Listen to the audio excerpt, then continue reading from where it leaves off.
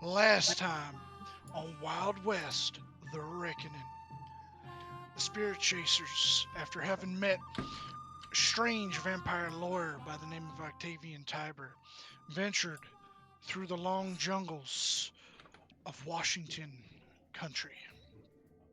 Along the way, they encountered a pack of allosaurs and slew them with haste. They also found the abandoned, torn apart corpse of a young warforged man, boy, appeared to be in his teen years. They buried him honorably, continued along their path. They then saw in the distance brontosaurs atop the trees, upon which Aaron said, "They do move in herds." They then reached the port city of New Nyanzaru, and that's where we'll be picking up. Um, and I will move it in 1 second. So, as you guys approach this port city, after about 3 weeks of travel along the road,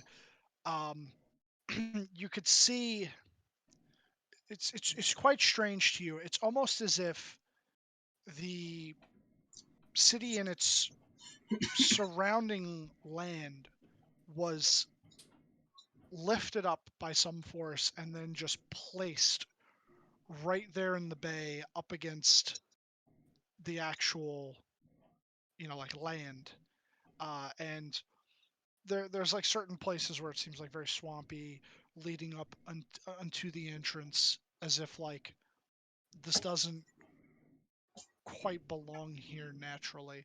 Um, and as you get to the outskirts, um, Octavian will turn to you guys from his horse and simply say, "Well, you've brought me, and as promised, the rest of your payment." And he will toss a coin purse to, I will say Ed, since you're usually the one at the reins. Oh, fuck yeah. I believe he said, what was it? He paid you 10 initially, and then 30 platinum was upon We gotta arrival. split that, right? Yeah, of course. I mean, I ain't doing the math. I forgot we were getting paid again. It has been 3 weeks. That it has. And he will give you all a nod and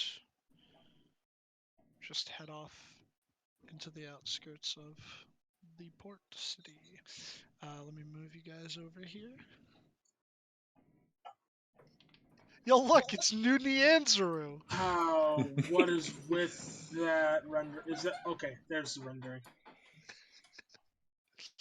Look, you can see it. It's clearly not the same it looks place. so new. New and improved. New and improved, baby. Are we going through the old city at any time? That's actually in the area where you guys would be entering through. Oh shit! We're right damn there. I don't even know if this is out of character. It's perfect. Doom Annihilation map. Cool. Yep. We're going in. Going in. Now, question for the game master: Yep. are you following the Doom Annihilation's book rules for the shops and encounters that can happen here? The shops exist, Alright.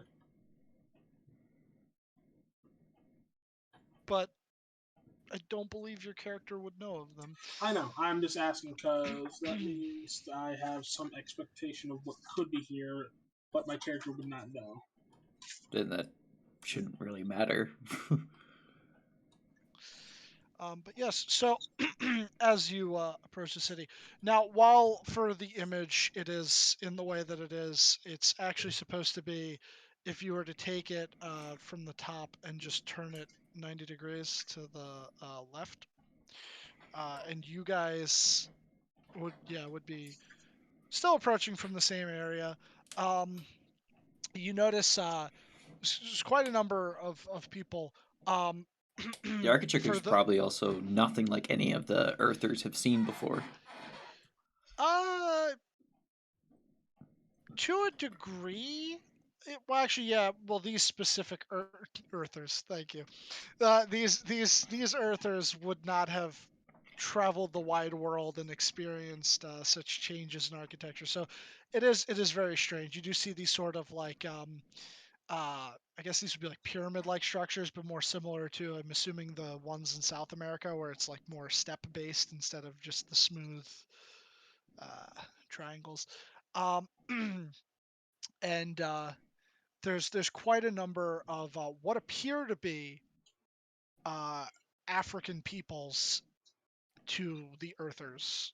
Uh, those of you from Faerun could assume that they are not that, and from a number of places to the south of the Sword Coast. But also they could potentially be from the north as well. Who knows? The Sword Coast is diverse. No one tell the Confederates about this place. Oh yeah. No.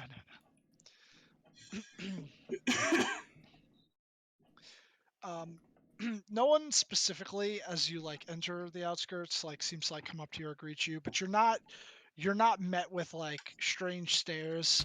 It's almost just kind of like, you know, they're used to seeing Travelers.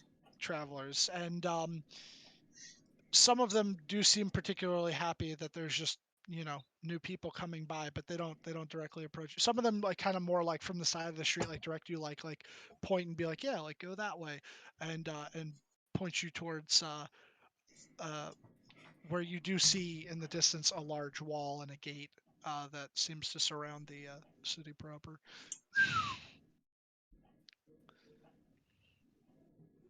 Can say this, but did not expect so many dark-skinned folk.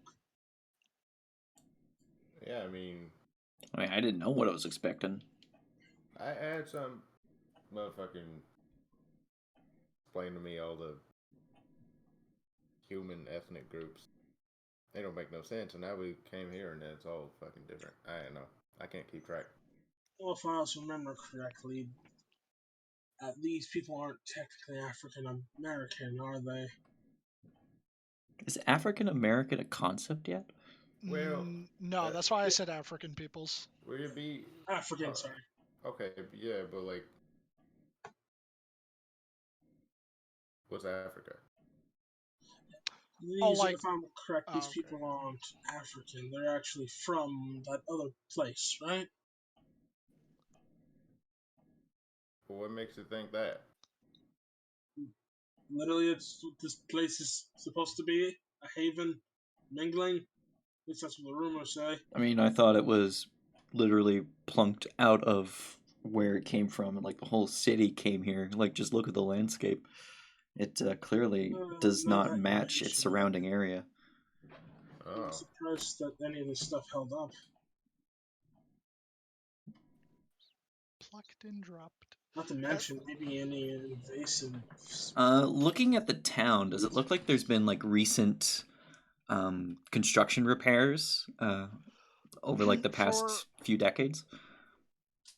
as a matter of fact, yes. For some of the more simplistic housings outside of the walls, whether they be made of wood or well timber or like sod or whatever they happen to be made out of, for like the more like poorer areas, um, they do in fact look like they have been repaired.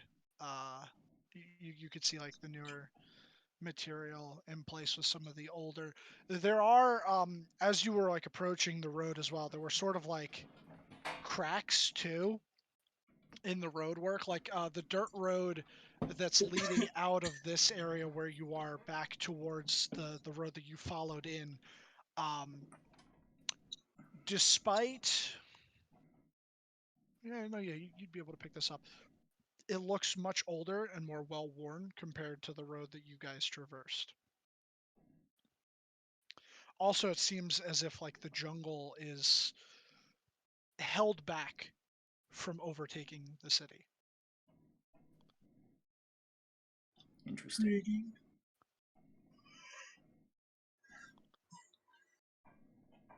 Well, if I'm correct, people here might know where the druids are, right? I mean, that's what we're hoping. Shit. Now, question.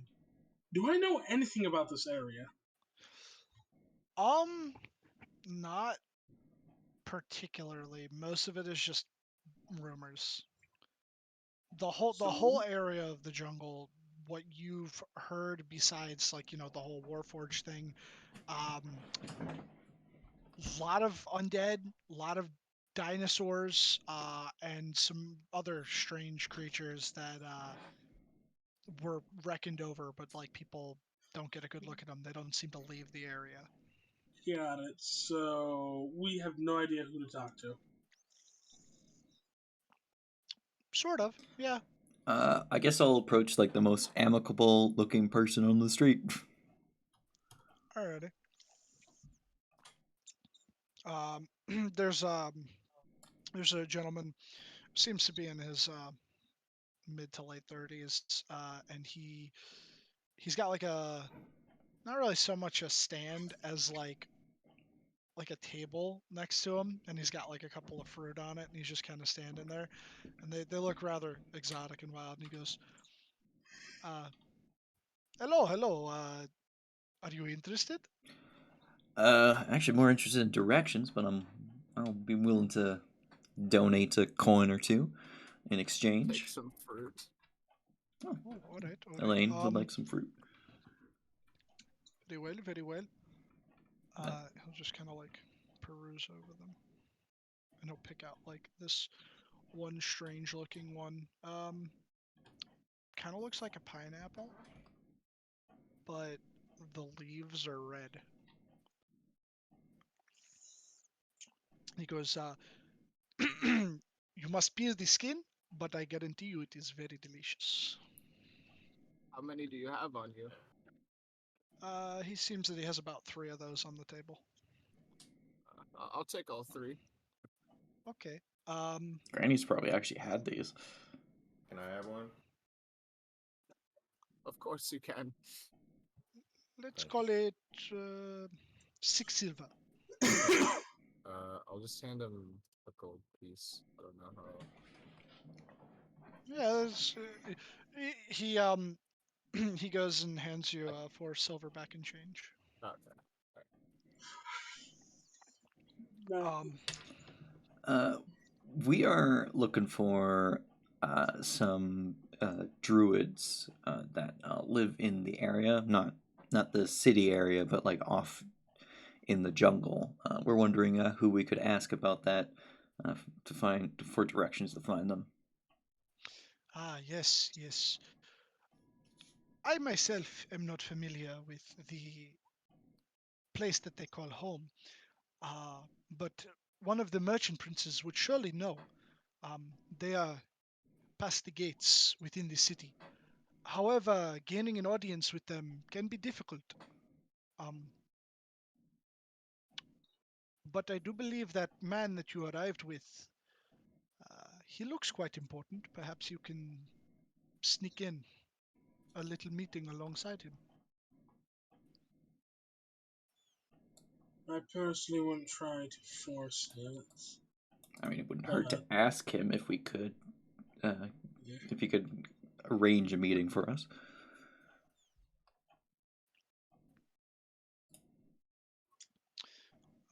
Oh, you mean? Oh, yeah, yeah. Well, I mean, if you are familiar with the man, then of course you could try this. Um, but while you are here, there are a great many shops. If you are interested, there are also places to rest your head. Now, question: if we are going to sell or buy goods, do you go to the merchants ward or the market ward? Do we even know those wards exist? I'm just, I'm just saying it because the two Forgot. words together.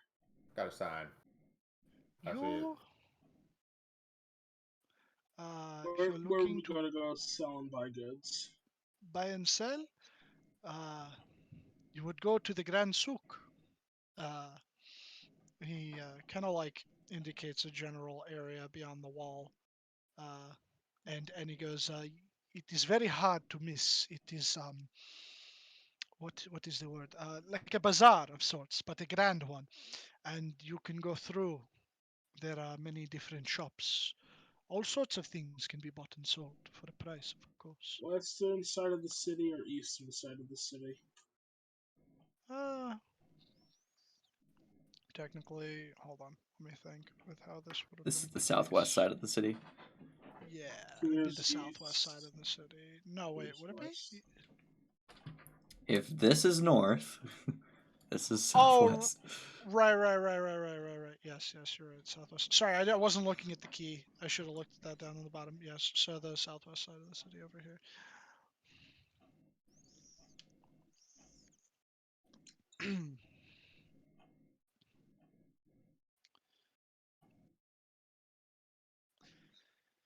But if there is anything else I can help you with, I'm afraid that that is the extent of my knowledge. Otherwise, I have more fruit for you to buy. I'll toss him a gold. He'll catch it and put it into his little muslin on his belt. I tip my hat. Thanks very much for the information. But of course, Question. Where are we putting the cart?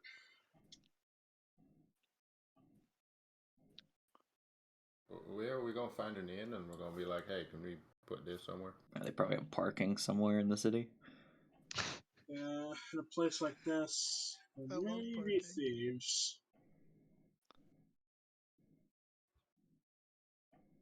Yeah, but I'll beat their ass. Give me again.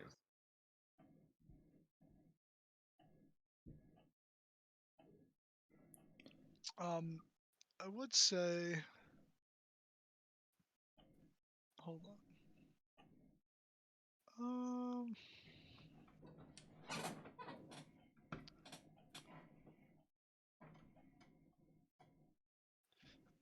As you guys, I guess, head in the direction a little bit further towards the wall, um, you'd pass by this very long and sort of deep pit.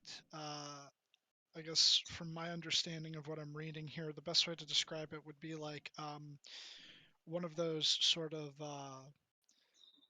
ball game courtyards that they had for that South American sort of like soccer game where they would like have to The knock the thing in ball El through the Dorado. hoop. I have not seen that movie. Wow. I know I'm not cultured. High walls with the hoops on the side. Yes, essentially, except like this is built down into the ground, not raised above it, so that it seems that like people can just come and spectate.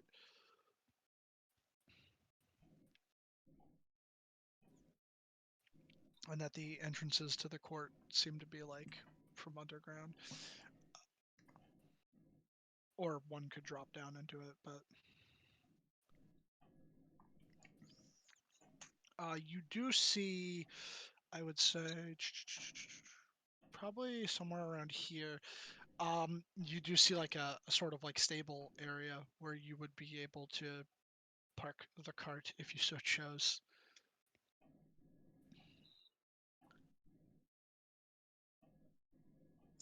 Any suspicious looking characters? Make me a perception check. Is there like a sign immediately saying like parking fee? Um, Also, okay. question: Is that showing? Is the image showing up glitched for anyone? Well, what you mean, like the map? No, my icon. I don't have icons on. It's just the nameplates. Yeah, I just have the nameplates too. Okay. Um, so in the area for the cart parking, the larger sign is in a language you would not recognize, but as you do get closer to it, you see a smaller one in common that does say, or English, sorry, uh, that does in fact say horse and cart parking slash stables. And with your 22, um, in the immediate area around where you guys would go to park, no. As a matter of fact, the people that seem to attend to the place are quite like they also like are like on the lookout for anything. Like they have not guards per se, but like they're employees that they don't want nothing going wrong. You could definitely tell. Like they've got a couple of like younger, stronger looking boys like standing around the stable area like to dissuade any robbery. One of them has like a little like crude looking cudgel on his belt. Right. So.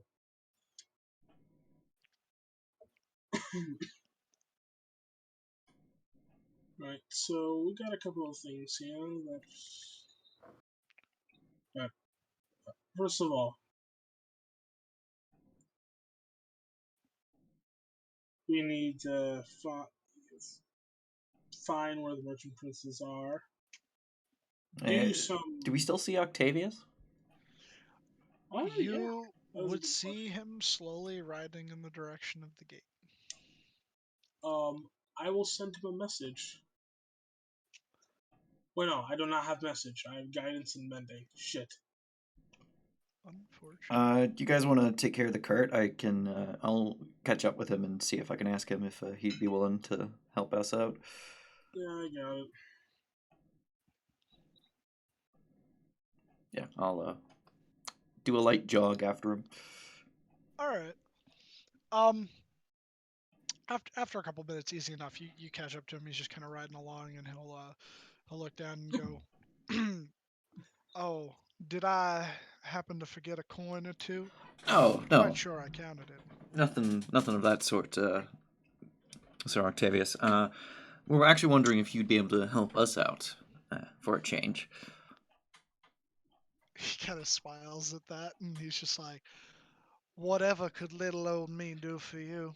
Well, we came across some information on who would exactly know the druids that we are looking for are, and the most likely candidates would be the merchant princes, and we were wondering if you'd be willing to arrange a meeting for us.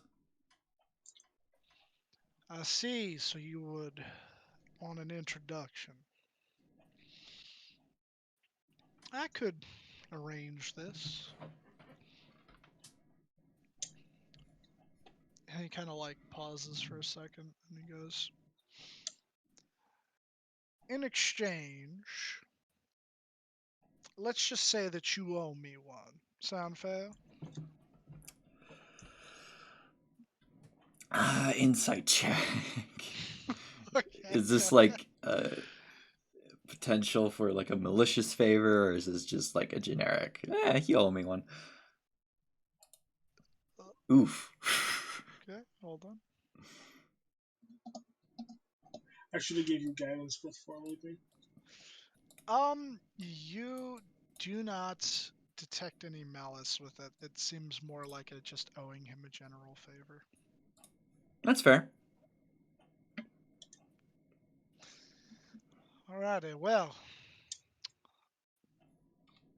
then I will wait near the gate for you, and once you've handled yourselves, we can proceed together, and I'll get you that introduction. Though you will have to probably wait until after my meeting with him, of course. Much obliged. I tip my hat and yeah, we'll meet you at the gate. No, I'm ahead and turn back to meet up with the rest of the gang. His fruit looks so fucking cool. You gonna eat it? I don't want to eat it. Maybe use it as a centerpiece. Fruit You know bowl. that boss, right? I'm gonna put it on my head. do you actually? Yep. Okay. All right. Yeah, fruit on your head. You managed to balance it and get it to stay up there, and it looks quite nice. Perhaps even a little intimidating. I'm a fashion guru, y'all. You ain't taking advantage of this enough. Making waves right now.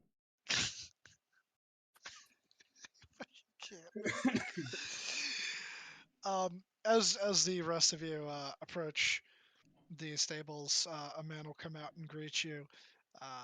Actually, as a matter of fact, it is he seems to be a half elf, but he does seem to have a darker complexion.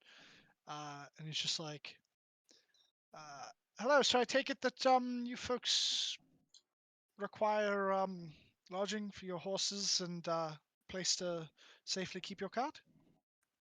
Alright. Righty. Might I inquire, how long will you be staying in the great city of New Nyanzaru? I got no fucking idea.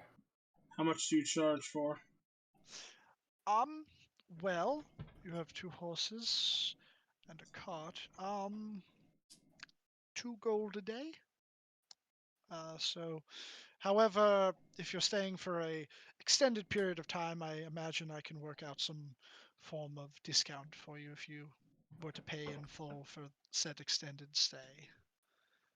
For example, were you to be here for, I don't know, a month, instead of 60 gold, I could call it 50, and, yeah. Which also this includes feed I for reach the into my bag horses. and pull out I pull out 10 gold. 10 gold, okay. All right, so a bit of an extended stay. Very well.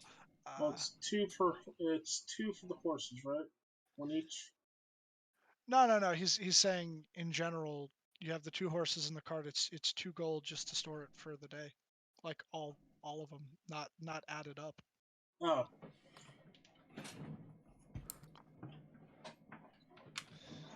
Yeah, that's still 5 days worth. Alrighty. Yeah, so he'll take that off your hands, and he's like, please retrieve any luggage or items. Now, we don't have a problem with thefts, but if you keep anything valuable in there, we are not responsible if it happens to go missing. I hope that is understood. We will do our best to keep our eyes on it, of course, but you never know.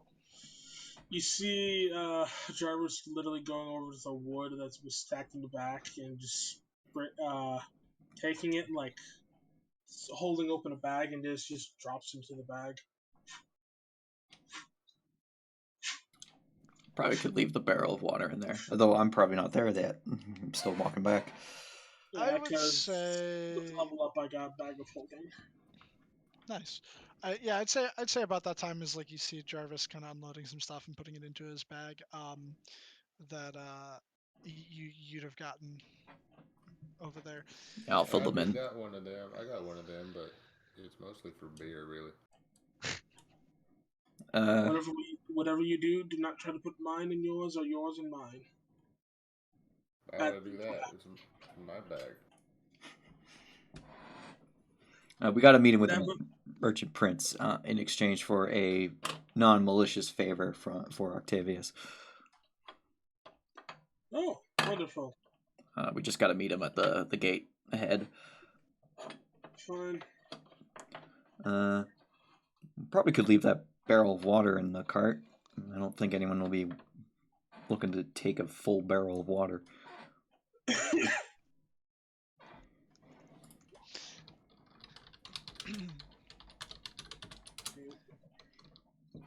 Target eliminated.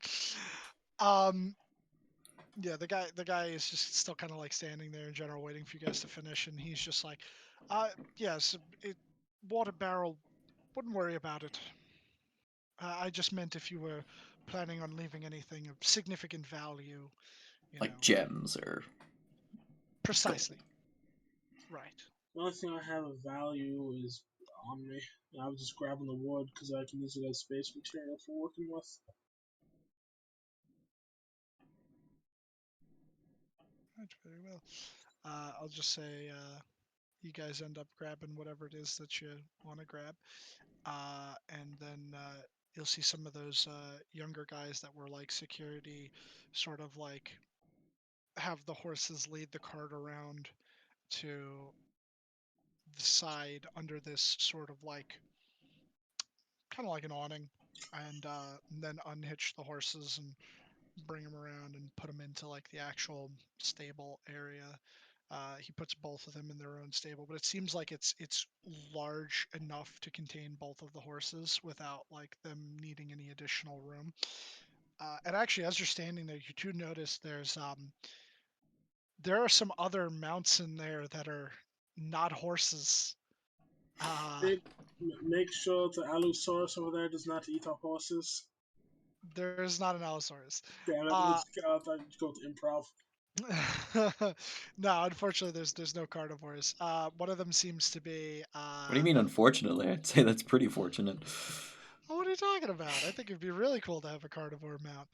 Um, but yeah, it's fine. Semi-fortunately, there there are no carnivores. There appears to be something that looks akin to the large horned and head-sailed creature that you had seen a number of days back on the road that had gotten attacked by those allosaurs. However, the horns aren't nearly as long, and the crown shape is more like an oval. I think that's the right way to So we're talking describe like a those juvenile ones. Triceratops. Or one of the dinosaurs that are related to a Triceratops, but not a Triceratops, because there's quite a few. Right, yes. More one of the ones related, but not a Triceratops, which I don't remember its name off the top of my head. And you also see in one of them, their heads are just kind of like peeking over the little gates. They look. I'll just say they're packies. There's two packies, and like they're just kind of like in there. Um, they seem rather calm right now and not in a headbutting mood, thankfully. And yeah, and the guy just goes, uh, or my bad, the half elf. He just goes, everything will be taken care of. Enjoy your stay in the great city. This is not the accent that I had for him. It's all Very right. much not so. Not so. Yes, enjoy yourselves in the city. Might I recommend if you're looking for an inn, there's formerly Kaya's House of Respite, but it's not Respite, sorry, Repose, I believe is the actual name of the place. Yes, Kaya's House of Repose. However, it is now named Bjorn's House of Repose. Um, Motherfucker.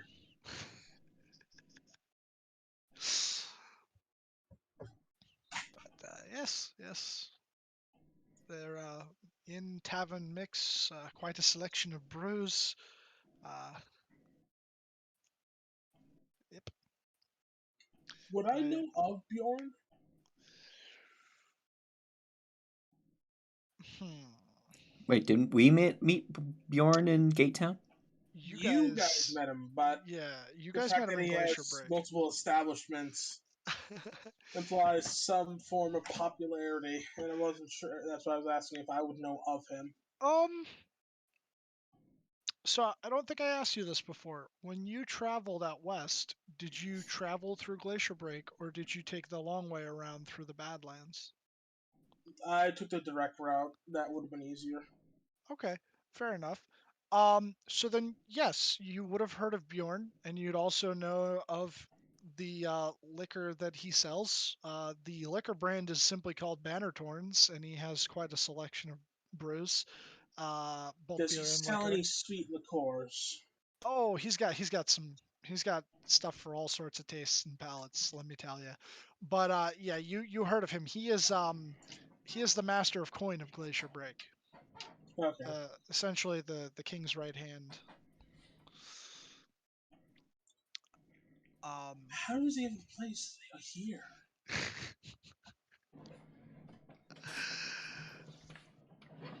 Who knows? Maybe you'll find Is he out. just franchise? We're friendly with Bjorn.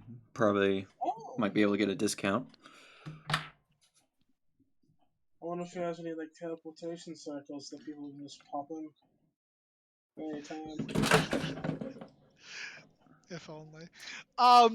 Just pull out a full freaking. I'll be right back. I just spilled my root beer. Oh shit. Just pull full on freaking Gilmore. Nothing so elaborate as all that. All right, so I'll say that you guys head towards the gate after parking your stuff, and after about like a 10-minute walk, you manage to make it there, and Octavian's just waiting for you. He's still on his horse, and he goes, "Alrighty, well, not like I have any sort of specific deadline. I was just to make it as soon as I could, so time is not necessarily of the essence. But do follow me." And he will set off towards the front of the gate, which is open. And you would notice there is a number of guards. Some of them seem to be in sort of like some in half plate, some in full plate. A couple guys in leathers, all bearing a like a sigil of sorts on their surcoat of a gauntleted fist emblazoned in flames. Anton would know that as The flaming fist. Flaming Fist. Okay, I just wasn't sure if they Yes. had a different name. Yeah, it's the flaming fist. Um, and as you approach, he simply turns to the nearest guard and just goes, "Octavian Tiber for the Merchant Princes, representative of Machina Industries, and this here is my entourage. I take it that there will be no problems with my entry." The one guy will just simply hold up a hand as if to say 1 minute. Another man will run over to him, pull out like almost like a scroll instead of like a clipboard, but gotta make sure people are on the list, and he'll just take a quick look, and then he just kind of like you watch as the other man who's not holding the scroll just starts to kind of like trace it with his finger until eventually he gets and he goes, "All right, you're good, go through." I'm back.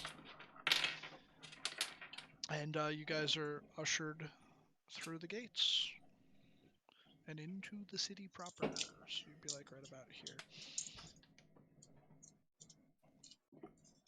Alright.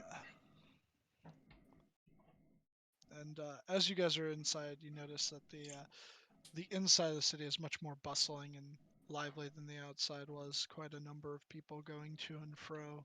Uh, Very strange sights and smells. You notice a lot of the clothing and garb of the individuals passing you are these very bright colors. You smell spiced meats and all sorts of, perhaps you think pastries, and maybe something else. You can't quite place your finger on it. But very loud. There's a lot of what's the term for them? Like hawkers for different businesses. Like people on the sides of streets. Like, yes, come here, shop at you know, fuck names of places. Or they'll be like, oh, like attend the Grand Coliseum. There will be a fight in 3 days' time, and stuff like that. Uh, Hey Ed, Coliseum. Yep, I'm there. Heard. Later. uh, Octavian will lead you guys.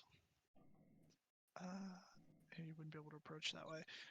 In kind of a more roundabout way, you end up coming down this main street here. You end up passing outside of the Grand Souk that the guy told you about, this massive bazaar, and you see a large bridge stretching overhead of it. You're kind of like, you follow him around up into this area, and then you end up crossing said bridge. You see on the other side a more like raised area with a very large palace with like I believe it's a golden like capped dome. And Octavian will just simply comment, "It is here where we will meet the merchant princes."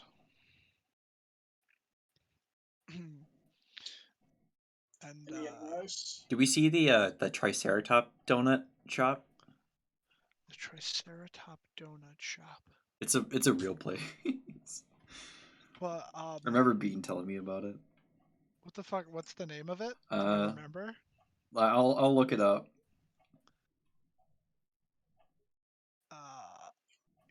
Maybe, I don't know.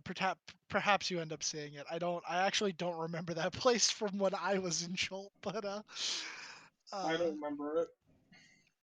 no, but it's probably a thing, much like the Great Luigi.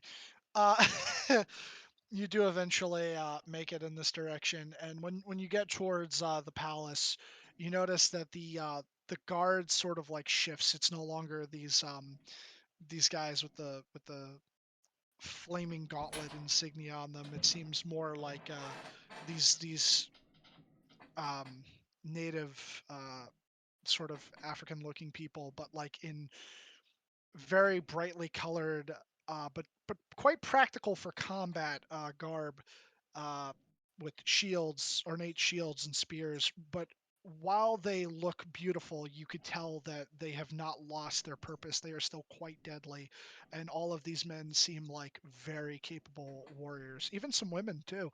Um, and you are eventually ushered into the palace.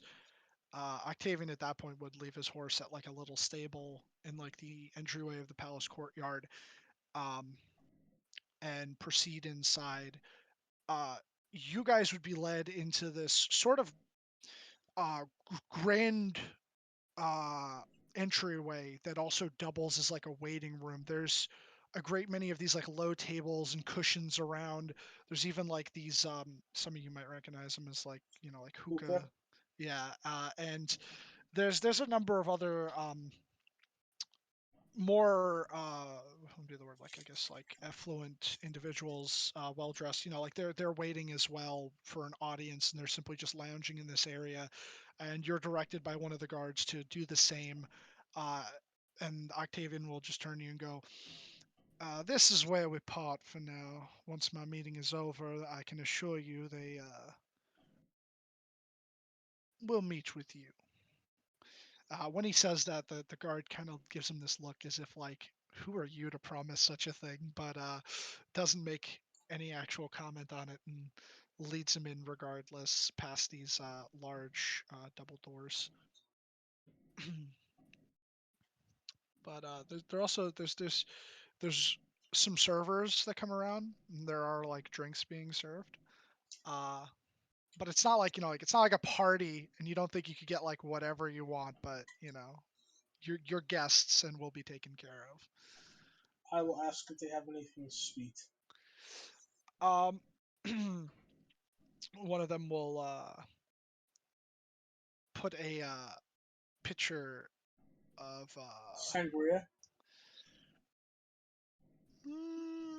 It looks like wine on the table with a couple of cups, and it's just like, please help yourself. Uh, and then they'll kind of like walk off.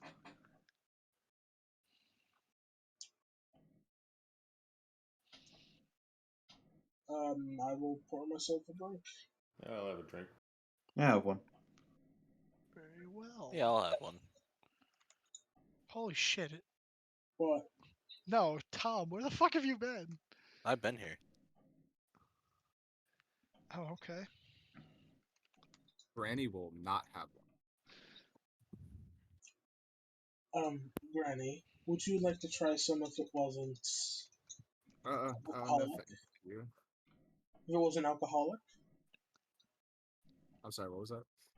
would you want to try some if it wasn't alcoholic? I would be more inclined to then. All right. Bean lied to me. I'm going to spend a spell slot to cast Purified Food and Drink. Would that prevent it from being alcoholic It anymore? would remove the It poison. removes poison and disease from it. Alcohol is considered a poison.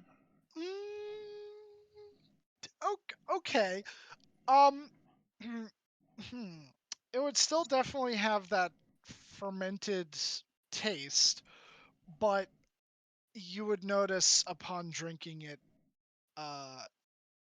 that you don't feel the same sort of effects that you do from alcohol. So, like, you know. Granny is quite alright with that. No more standing on tables. Why not? And I will hand them their virgin drink. Thank you so much. I really appreciate it.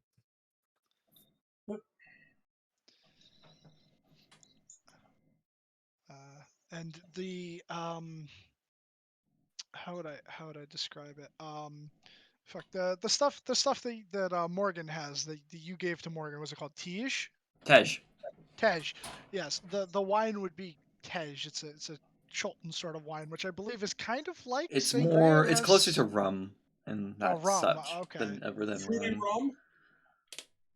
Okay, so then I guess, yeah, so it would be more like a rum. So it's definitely got, because sangria and rum, depending on the type of rum, has like that sort of funk to it. So it's got that funk, but the aftertaste is pleasant enough to keep you drinking. And the vibe in the area is generally pretty nice. None of the other guests waiting seem to like approach you or anything like that, or particularly like, you know, like no one seems like they want to bother you. They're just kind of doing their own things. But you think that you guys might be waiting for a little while. So, like, if anyone wanted to do something while you're sitting around here. I'm just composing my next letter to my family. I'll Alrighty. bite into this fruit. You're gonna bite into the fruit. Okay. Did he peel it? No. No, he did not. Uh, you bite into it, and it kind of hurts, but after you get past the, you know, sharp bits and start to actually taste like the meat of the fruit beyond it, it's quite delicious. Yeah, You very well. you think that it would taste a bit better if there wasn't some blood in your mouth, but it's nice. The it it would taste citrusy. It's very much like a pineapple, except the fruit inside of it is green. The skin is the same color, but the leaves are red. I think you're supposed to eat it like this. And have you ever seen those videos where they actually pull out the individual fruit part of the pineapple? Maybe. Possibly. They basically, you know, how you have the little spines. Like on an the apple core remover, sort of? No, not like that. Like, you know how pineapples are essentially a bunch of fruit stuck together? No. Oh, are they actually? Yeah. So Yeah, you know they the are. little spine part on each of the spinally prickly parts on the pineapple. Oh, okay. So it's like a bulbous thing that sort of like Yeah, grows and together. what I'm essentially gonna do is I'm gonna grab one of those little spine things and twist around in the circle and just pull it out. Huh. I did not know that about pineapples. Yeah, All it's an interesting fact that way. Alrighty. Yeah, so you twist it and pull it out, and Are you eating it, or are you handing it to Ed? Well, yeah, I'll hand it to Ed. Okay. It's his fruit, anyways. Right. Yeah. No, I was just curious. So Oh, yes. now it's just a fucking fruit. It's lost its appeal. It's no longer dangerous. I'm pretty sure Ed prefers it the way he ate it. Yeah, it's alright. But But if he doesn't eat the chunk that I'm handing to him, then I'll eat it. Interesting. you've neutered the fruit. Well, here's a question: does it taste like pineapple? Yeah, sort of. Does it still have the same quality as pineapple? Like the texture and taste are basically the same, but there's a little bit of a strange aftertaste compared to actual Okay. pineapple. Well, if this is anything like pineapple, the acidity is actually hurting the proteins in your mouth. So in a weird way, while you eat it, it is eating you back. Give me that.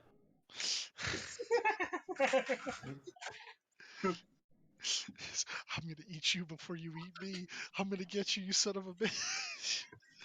Yeah, fuck you. You ain't shit. Oh my god. Huh. Always wanted to make that joke. Oh, kind of. Feeling a little tingly. Ha. Yeah, your mouth's gonna be like that for a bit. Fuck. Whatever you do, don't drink alcohol. Why not? Find out. Don't tell me what to do, god damn it. That's gonna hurt. um but yeah, after about almost an hour, more like 45 minutes or so, uh Octavian will be let out of said double doors, and with him you will see let me see, give me a second here. You need some help? No. So you would see, because I'm trying to figure out, like, you would see this older individual. I want to say early 50s. Um, Same sort of, African in appearance, but to those of you that would know Chilton, um, and he's wearing rather, ornate, brightly colored robes. He has like these very heavy, uh, but intricately made, like golden necklaces. He has a beard with like those like beard rings in it, like that the dwarves would have, except like instead of them just being like regular rings, or like rings with runes carved into them, it has like very beautiful little green gems. Um, and the man will approach you and well, hello. Hold on, wait a second. I think I had a little bit something more.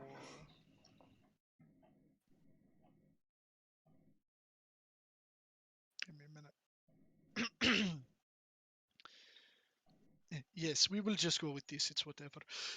So you are here with Mr. Tiber. Um, you wished to speak with me, yes, or at least one of the merchant princes. I am Wakanga Otamu. Uh, what might I help you with? Prince Wakangu, we are searching for some druids to resurrect a friend of ours. We heard that the merchant princes would be our best candidate in learning where to actually start looking for these druids. Yes, you are right about this. My the people of Nyanzaru, they are not entirely familiar with the location of the people that you seek. However, it is something of a bit of a secret, for we have an exchange with them. They guard the one and only road to our port, um, and try to keep it clear of any hostile creatures. And we do not tell any interlopers about their location. Um, he will just kind of like give Octavian a nod and be like, um, I will meet you with you later at my villa. Yes? And he'll just nod and head off. Um, and he'll kind of like bring you guys over to like a side chamber. And it's more of a similar layout, but it's like a little bit fancier, smaller, probably for like, like specific parties and stuff. There's like some shelves with some books in there and stuff. And he goes, all right. Now that the bloodsucker is no longer with us, are you officially with Machina Industries? No. Well, um, I don't know about you, Jarvis. I am an affiliate, but I'm not employed by them. Okay, so none of you are employed by them and you are not currently in contract with them? No, the only reason why we knew Octavius was because we helped escort him through the jungle on our way here, and it was a mutual beneficial arrangement as he helped keep away a lot of nasty creatures from attacking us at night. Well, and we just fought off some dinosaurs for him. Speaking of which, I do have parts for that for selling. Let's see if I'm a good buyer. Surely there is a shop or two that will purchase it from you in the Grand Souk, but I personally do not deal in such things. That's Uh, fine. though merchant is in the title, I do not deal in pieces Doesn't of the beasts of Uptao.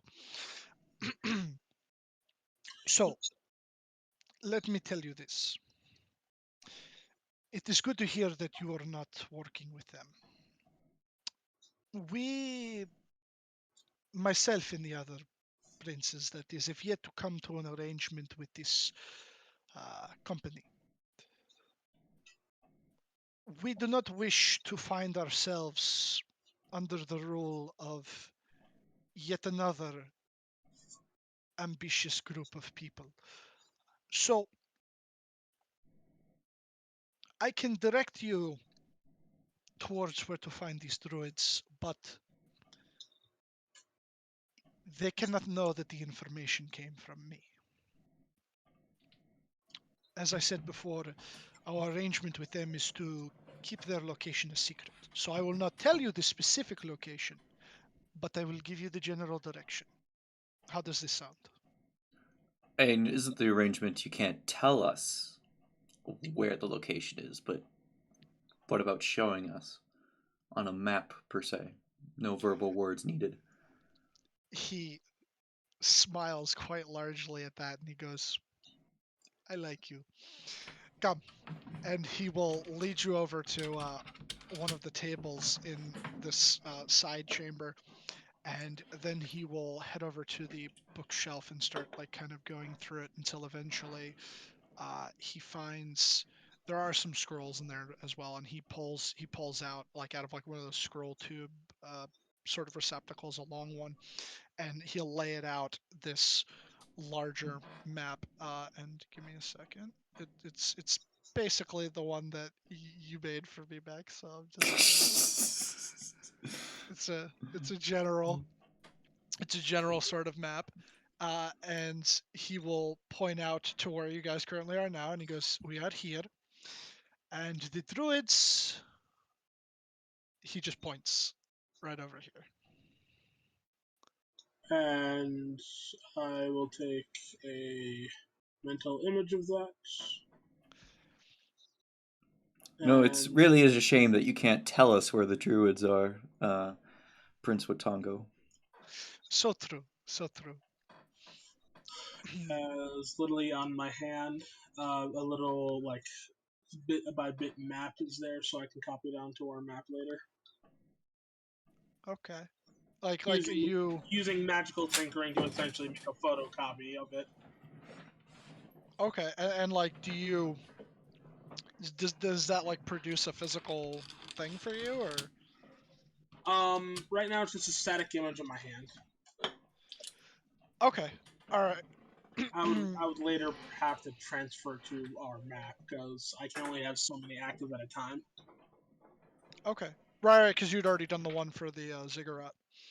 Yeah, but I've also already copied that down onto the map that we have. Okay. Wakanga would then say,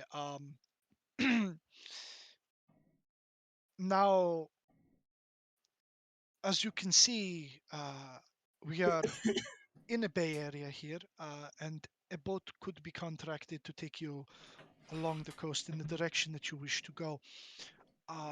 However, that would be a bit pricey, or you could take the long way around to the bottom, just kind of like tracing it out along the bay area here until you come around towards them.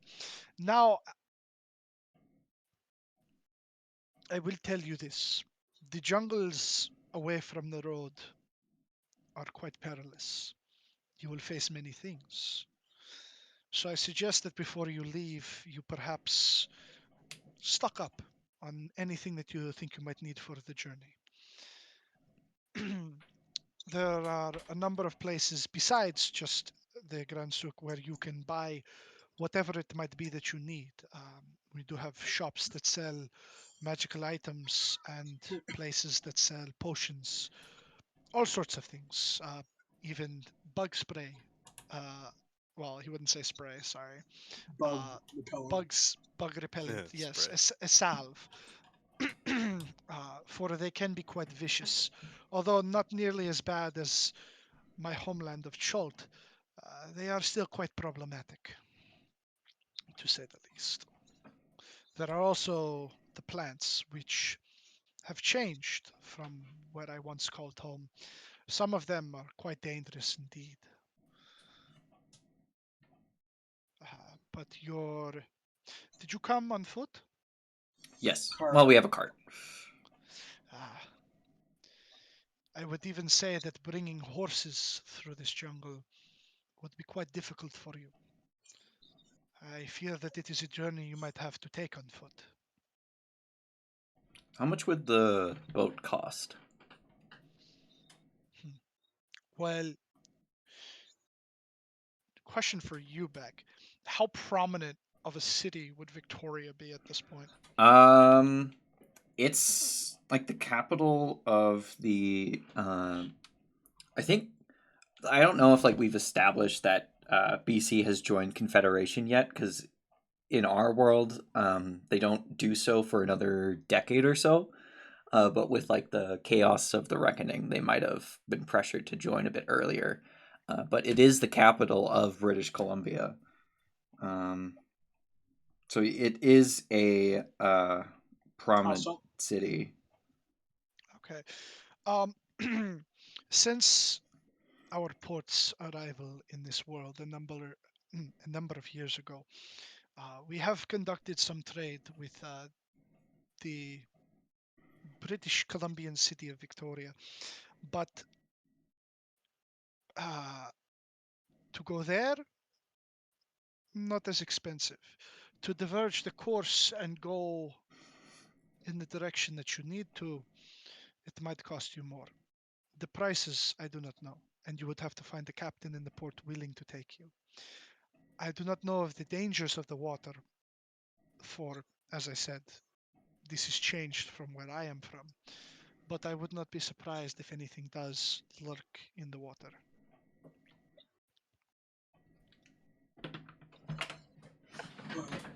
Now, this is something Beck knows, but in Chult, there was the dragon turtle that guarded the bay of Port Nyanzaru. Was that turtle brought over? Because that would still be that was a known thing. Because you had to pay tribute to him in order to leave and enter the bay. I would imagine something like that would be a big stink and hard to find, hard to hide, especially Yeah, it would be public knowledge because no, not even there, but in where everything is currently. So I will say, um, it's definitely something. Well, if you wouldn't necessarily know to ask, would you be able to? But he uh, hasn't yet made a mention of it, so we don't know. Okay. Is there yeah. anything else we should be aware of? Not particularly. The druids, last that I spoke to one of their emissaries, um, there is rumors of a factory for these mechanical people that supposedly is somewhere out there in the jungle. They have been looking into it and attempting to find it. Uh, Something about it going against the natural order of things. They've also been having quite a number of issues with creatures, not just the humanoid ones, but large beasts. Mm, Mechanical or organic? no, no, no, not the mechanical ones, just beasts in general. It was not specified, but regardless, problems. It Well, I can tell seems you, that the jungle has grown more dangerous as of late. this for sure. There definitely is a factory of sorts, because I'm also kind of looking for it. And we found a poor individual who was looking for a new power source to power it, as they were made from it, but they were unfortunately killed by some horrific creature. We stumbled across their body Really in the could not have forest. been anything. Well, as I said, it has become more dangerous. So I would be prepared before you make the journey. Um, but that is interesting, though. Perhaps if you are to meet with the druids when you find them, you could bargain this information as a way of perhaps getting your friend revived. Who is to say? That is something I want them to remain ignorant of for the time being. I don't think you can unilaterally make that call. That's Well, something that we have to decide as a group. I have reasons that I would wish to keep the place alive. Well, it does not matter to me, whatever you all wish to do with whatever information you possess. I can simply only suggest, for I have dealt with them, that it is something that they would, in fact, be interested in. But would it Is be enough to get your friend revived, resurrected, whatever you prefer? I do not know.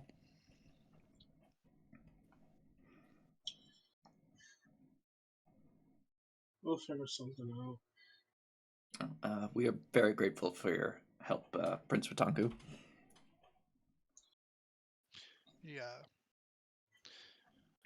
gives you like a little nod, and he just goes, Out of curiosity, what is your specialty in trade here?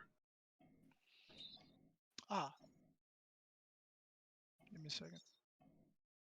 I think he specifically does magic items. He I does, don't yeah. know, that's why I was asking. Well, I deal in a number of things. Information being one of them, magic items another. If you bring me magic items, I can give you gold or other valuables, or vice versa. But as I said too, though, information is a currency that, regardless of the time and place, always has its value. Is that just trading in them or also the manufacturing and selling? Manufacturing information? No, the magical items. He smiles at that. He's just like, I could do this. Um, the manufacturing of magical items. I do not make them now. It is what I come across and trade in, and then, you know, normally I purchase them from others who are willing to sell them. Thus, I have a surplus of them to then sell for additional money. Hmm.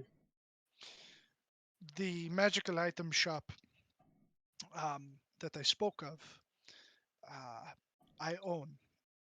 I do not personally run it though, for my duties call me to other places within the city. Um, but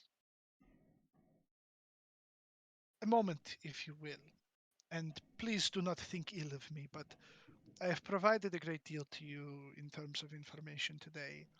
I simply ask that you at least consider this proposition I am about to present to you.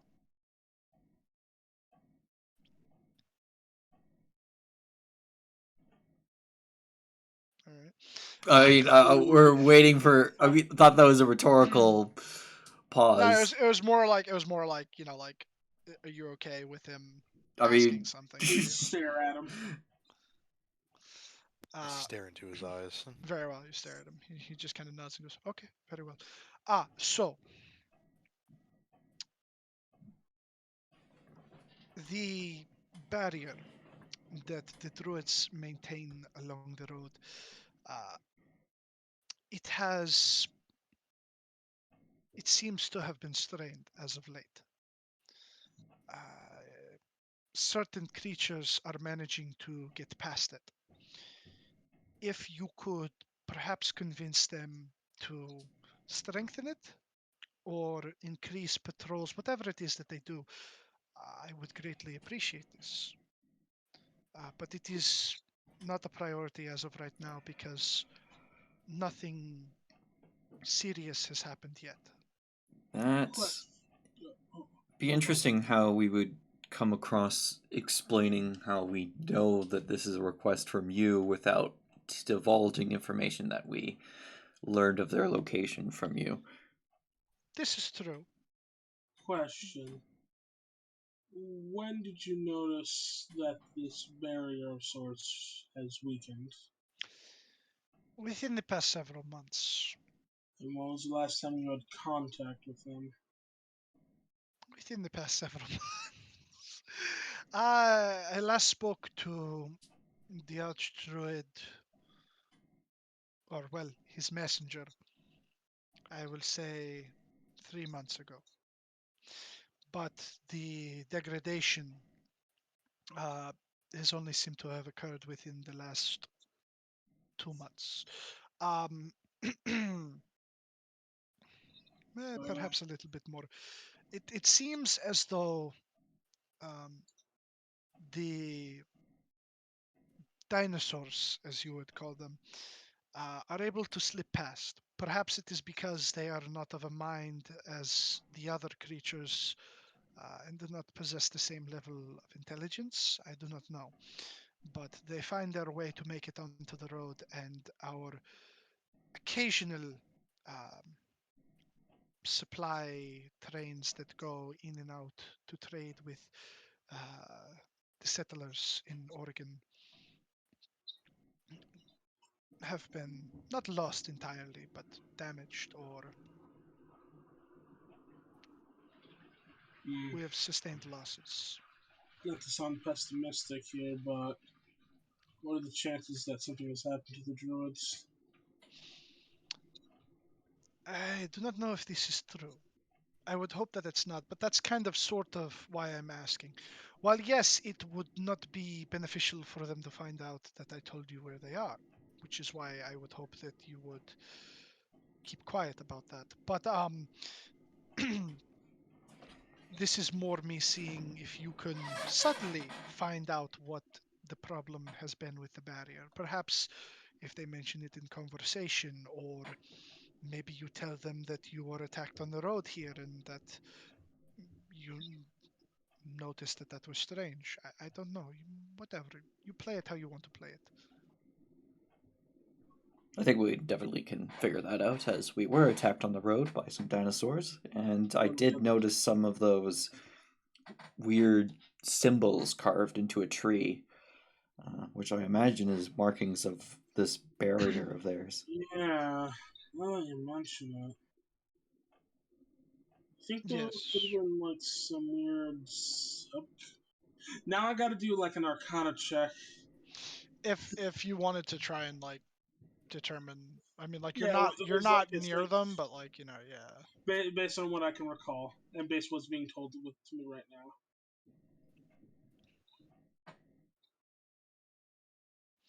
Well, that's pretty high.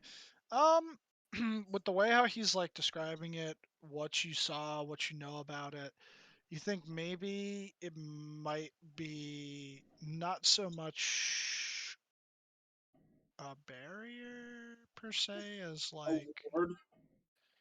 it could be a ward, it could be a barrier, it could also be like an illusion. It could be any of those things. A giant fucking illusion that blocks the conscious mind of the road. That would be quite an ambitious thing to power and maintain, but could be. But I mean, depending on how you set it up, if you say you draw on the subtle life forces of the plant life and matter around it, it could be done. yeah. He'll go, well, if you were attacked, then that is unfortunate, but all the better for you have an excuse to speak to them about such things. But if you were to find out and they were to hopefully eventually fix it soon rather than later, or you could at least bring that information to me. Uh, Let us say I will allow. He looks at like all of you and he's just like, very well. I will give you 3 magic items from my personal collection. That's very generous. Well, it is a very serious thing. So this is kind of my way of incentivizing you to, make sure they fix it or help them fix it if you can. I have ways.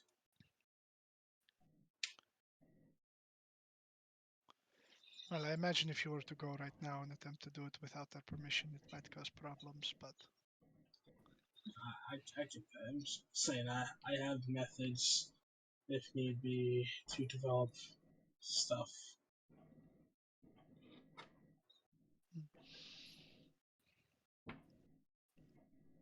I like stuff. everyone likes stuff. In the meantime, let's recuperate, equip, re-equip, Inquire at the port. and get Ed here into a Coliseum fight. Fuck yeah. We're working that in somehow.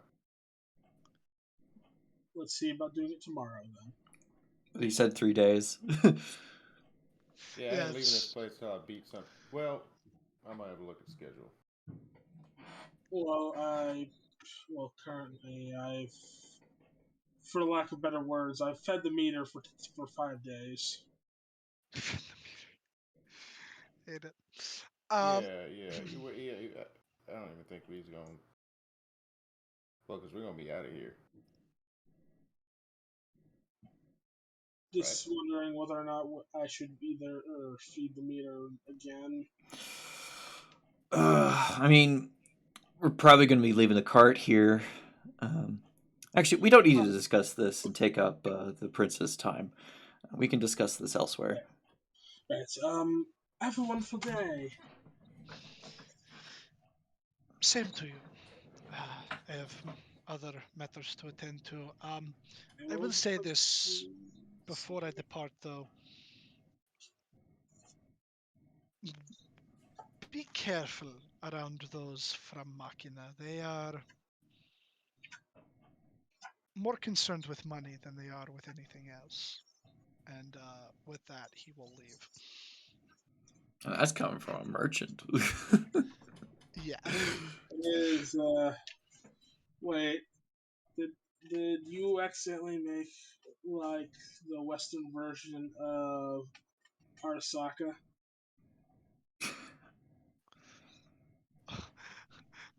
What? It's Oh, Johnny fuck. Silverhand all over again. Whoa! I can't believe I just hit that nail on the head. Sort of. Oh It's shit! if anything, I think that the real world equivalents for the time would be a combination of like Vanderbilts and the Rockefellers. Okay. So Wakanda forever.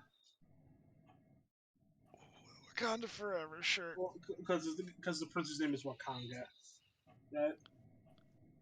Yeah, Wakanga Tamu. Okay. Well, Have you seen the hit movie Black Panther? what's I haven't seen a Black Panther per se, but I think I've seen a Laser Beast, which is kind of like a Black Panther. Oh my god. Jesus Christ. Black Panther.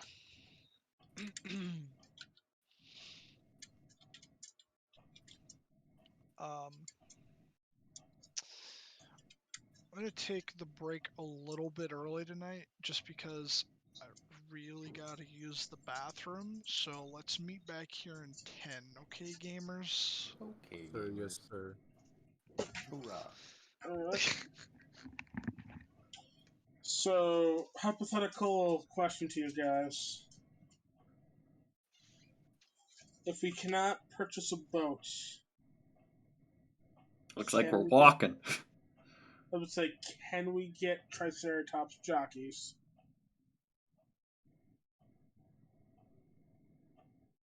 Gonna tame some dinosaurs. Well, we could buy some. Buy Yeah. I mean, we literally saw some in the stable.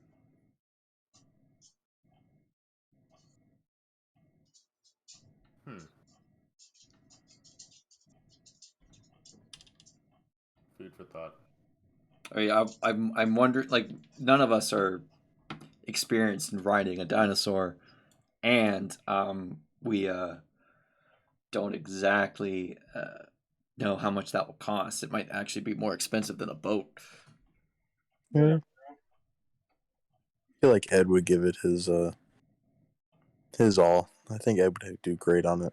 How's Ed's animal handling? I mean, he's been the one that's driving the cart. Yeah, exactly.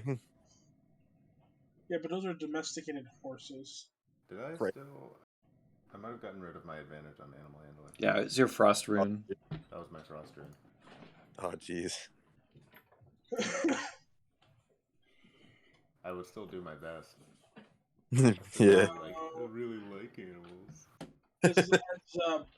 The current magical infusions I know are Homunculus Servant, Enhanced Defense, Cloak of the Manta Ray, Goggles of Night, Bag of Holding, and Boots of Elvenkind. I currently have active Homunculus Servant, Enhanced Defense, and Bag of Holding. Anyone gonna want to try any stealthing or scouting in the future?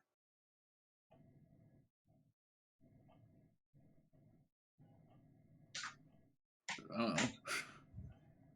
Just need to know so I can get you some boots. Make you better.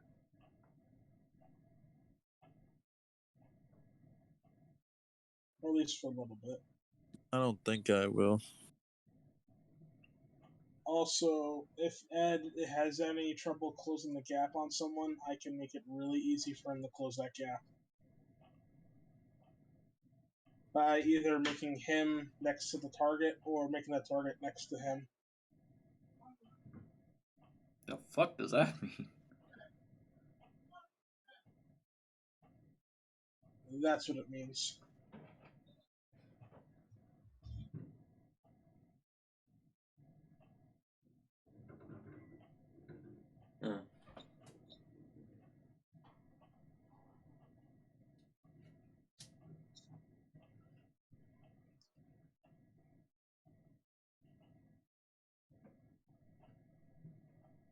I once did it to a kobold at another game who was trying to get away on a boat after bombing us. He shit himself. I mean, that's not. Um, Well, by shit himself, I mean he blew himself up. we probably should go inquire about a boat first. I'm just saying, I'm just letting you guys know what I'm capable of at the time, because my guy has not been playing with you guys much. Also, how smooth talking is Aaron typically?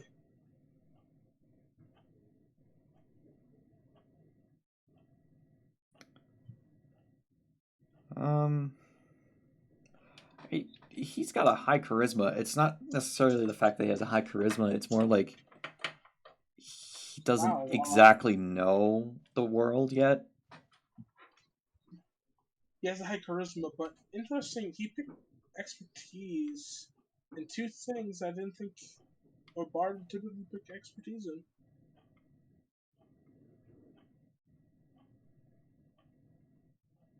Has he already shared with you what he's an expert in? I mean, I don't think it's your place to be divulging that No, I information. was just asking because I wasn't.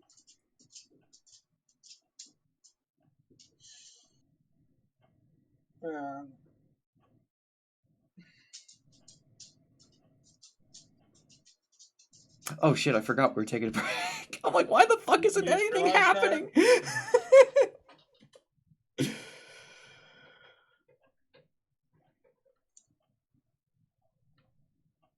Now, here's a question. I got a potion of growth.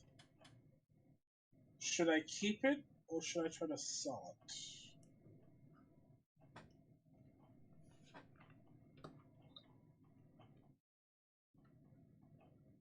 That's up to you, I guess. It makes you large for 1d4 hours.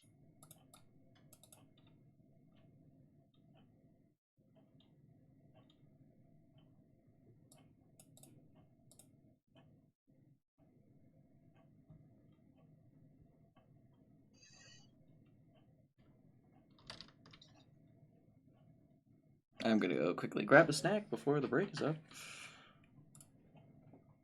I am also going to grab a drink.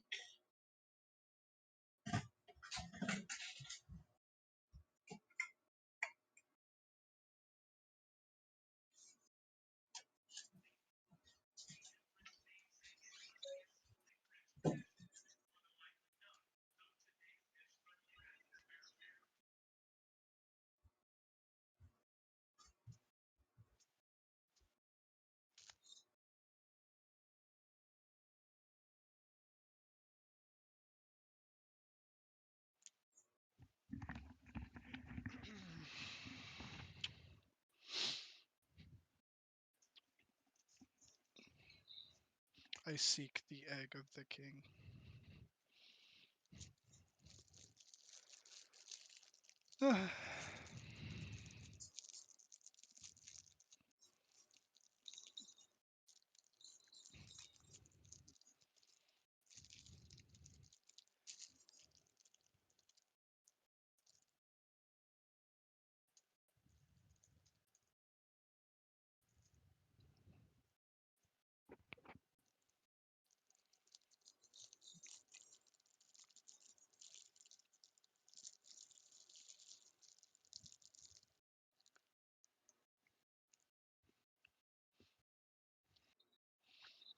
Who out here casting vortex warp? Damn.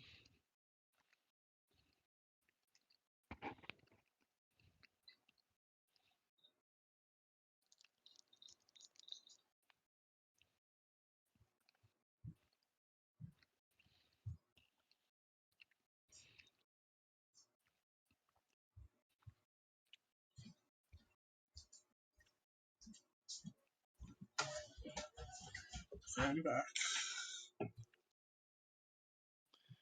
Welcome back.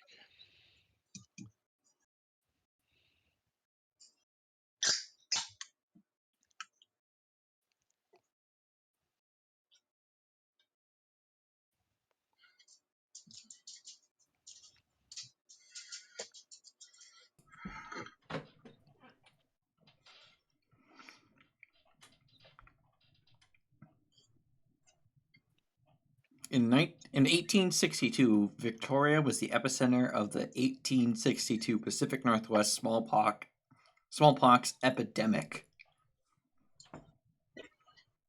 Is it still would it be still considered an epidemic? See, with the advent of magic, was smallpox even a problem? That's what I'm asking.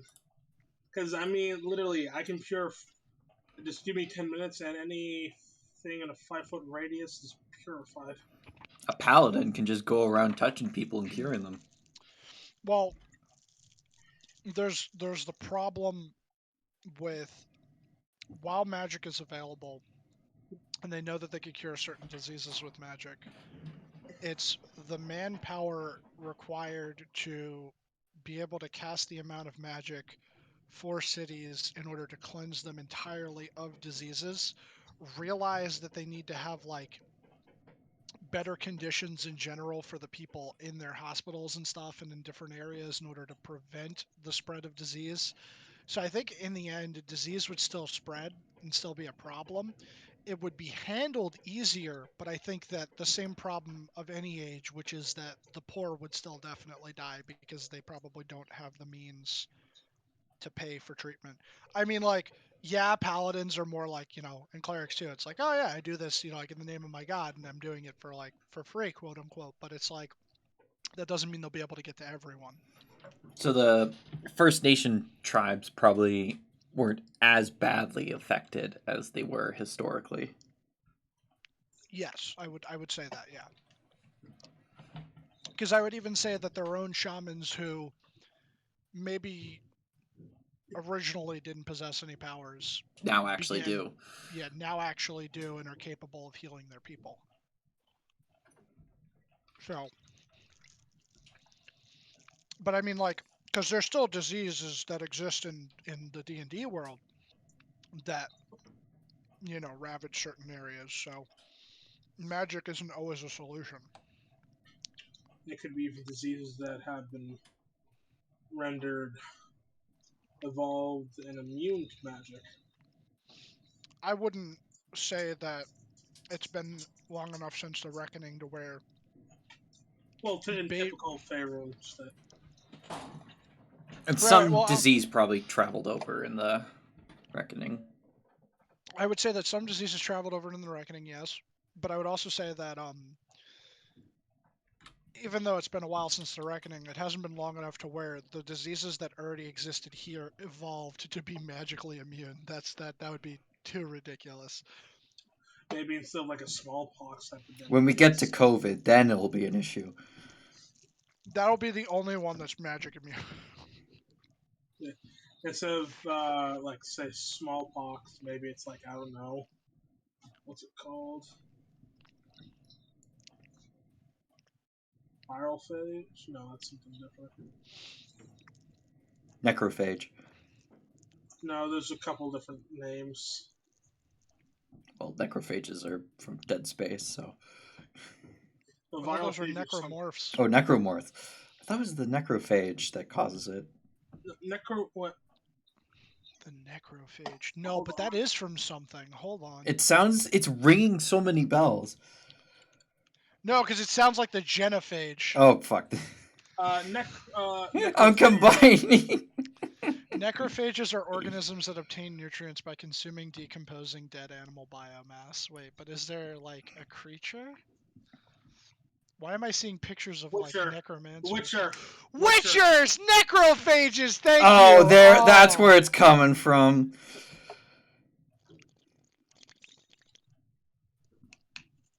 God damn it. Yeah, I combined necromorph with genophage. And I got necrophages, which is from Witcher. It's just a creature subtype in Witcher. It's essentially any undead monster. Which aren't actually dead people, but rather creatures of their own right. Yeah. Just don't think about it too hard. Consume the bodies of the dead, yeah.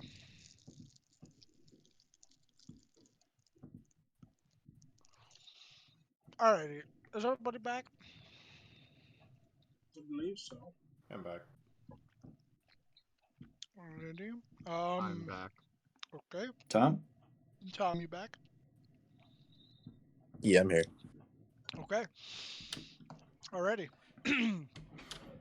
So, Wakanga Tamu gave you guys the area, and I believe Gabriel, you said you wanted to talk to a ship captain in the harbor, but I mean, like, there's a lot. Like, so if anyone's like looking to go somewhere specific, do something specific, just let me know, and I'll say that you guys go and do that, and then I'll split you off. And I'm gonna go inquire about a boat. okay. Anybody else going with them, or? Sorry, what? I got distracted by Magic the Gathering official magic item wearings. Well, fuck. No, I said Gabriel's going to the docks to inquire about a ship. If anyone was going to do anything else, or if they were going with them. I know nothing about ships, so if you want, you can have Pip go with you so you can communicate back with me. I think it'll be fine. We just arranged for a meeting place, so we don't have to blind. Let's just meet back at the marketplace. This thing. I was gonna say at Bjorn's. Could go to Bjorn's. Yeah, if we're staying the night, we can go to Bjorn's. There is more than one inn, but like We know Bjorn. Bjorn's. You know Bjorn? Yeah. I would like to travel to the market. I know him. I know him. No, you don't. Okay. I know him. Anyone else going to the market? Where's the fighting pit? I will come with. I believe the fighting pit is this one. No. Coliseum's right here. Oh, I was close. That's So like 4 market- blocks. So market then Coliseum. I'm Could do just gonna that. fucking go right there. I'm gonna talk to the hawker because I think it would make him really excited to not be ignored by everyone. Okay. All right. So How about for sanity sake, Aaron also goes with you, Beck. Yeah, probably for simplistic stuff. okay. So Gabriel and Aaron are going to the docks, and unless anyone else says otherwise, I'm assuming you're going to the marketplace. But by way of the marketplace, Ed is going to talk to the hawker because he was around outside of there, to then proceed to the Coliseum. I'm assuming on his own. Okay. Unless anybody wants to come with, but yeah, I'm headed over there. Alrighty. So I'll do the bigger group first. So I'll say you guys head back across that bridge, down and around, and around when you get to the marketplace area, the rest of you proceed in with Jarvis. Ed, you walk off down the block a little ways, up to the hawker, and I'll do I'll just do the hawker thing first. 3 days' time, 3 days' time, there is to be a grand fight in the Coliseum. Hey, you have the it looks cool when you do the thing with the arrow where you twirl it around, but I can't see where it points because it's spinning around everywhere. Where's the Coliseum? You are so right, my good sir, and I'm incredibly sorry about that. I did not mean to deceive you. I should be directing people exactly where they need to go. He will. Hold on. That would be northeast.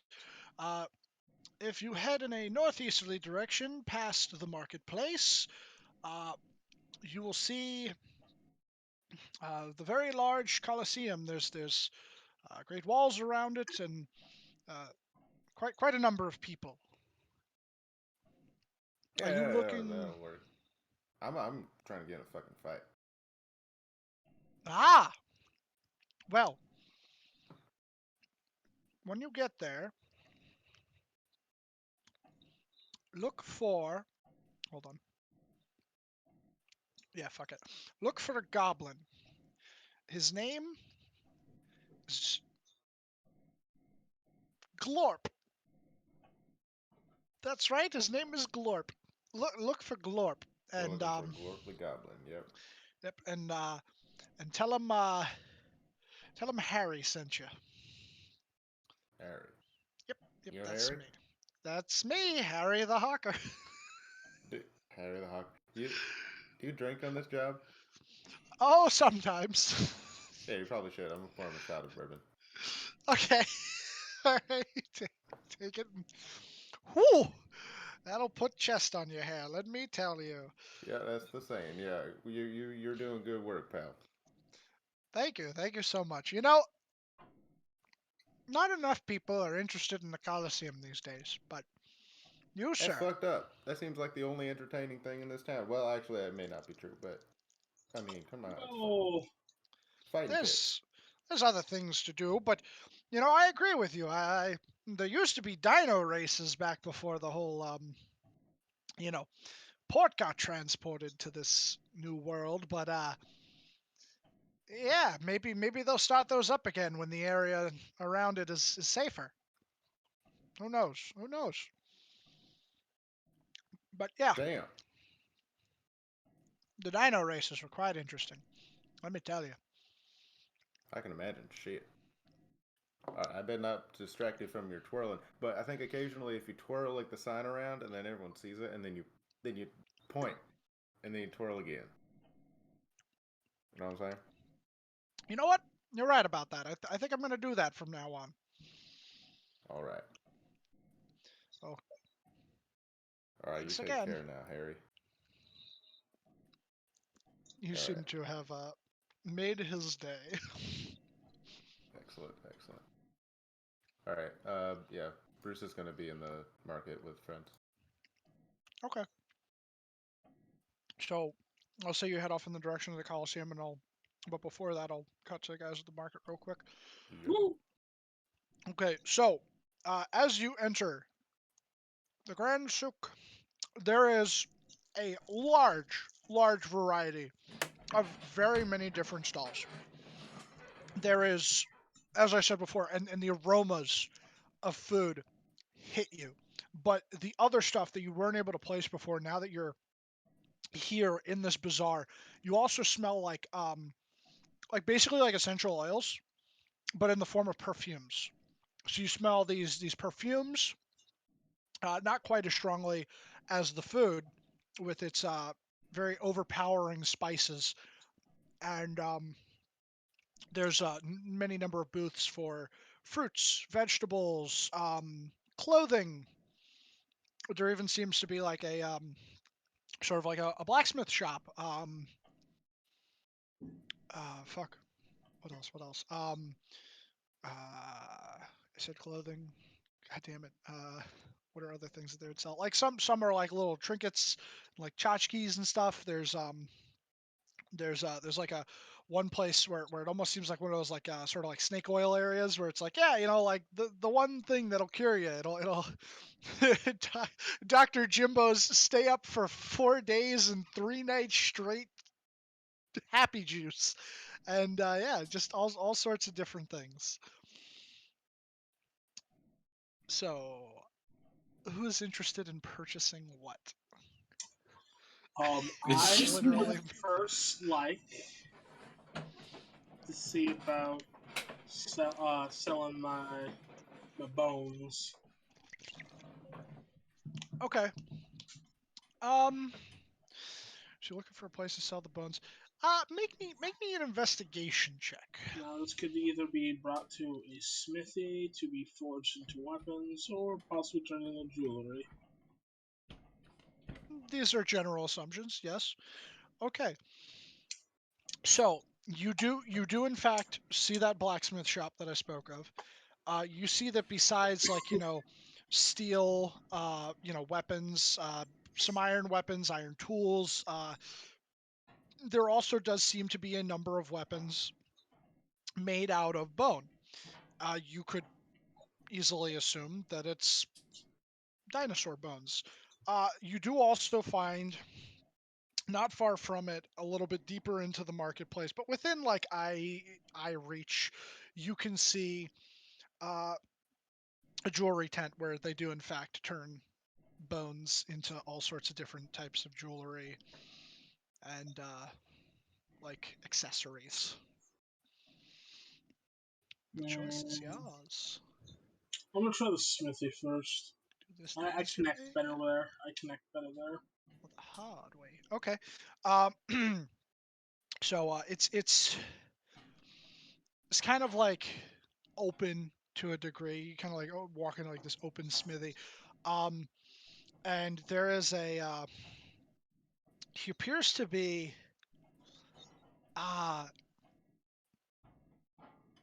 Well, yeah, he would have remarked on it now how they were from Cholt. So he looks half Cholton, but half orc. And this man he's got some like What is it, like mud really green? mud green. More of like I would say more of like I guess like a reddish brown almost. Hmm. But he's a very muscular guy, and he's just he's going at his work. He seems to take a lot of passion and pride in it.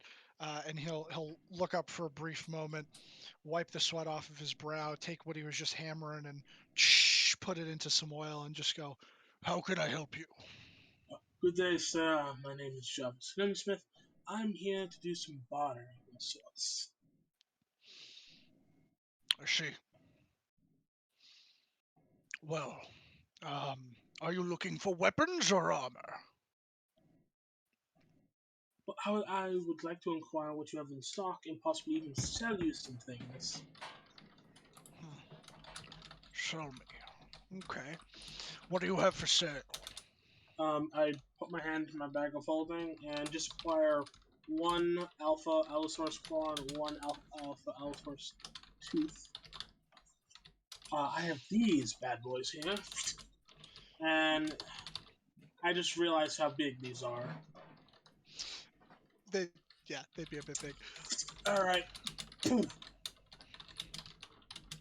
these here are from an Alpha Allosaurus that impeded us on our travels here.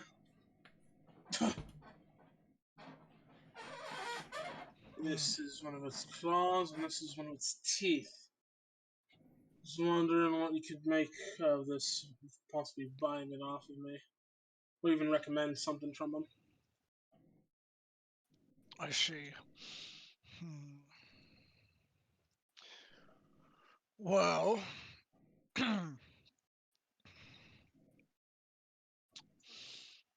you said you put the claws and you put the teeth. I put one tooth and one claw. One tooth and one claw. Okay. Well, the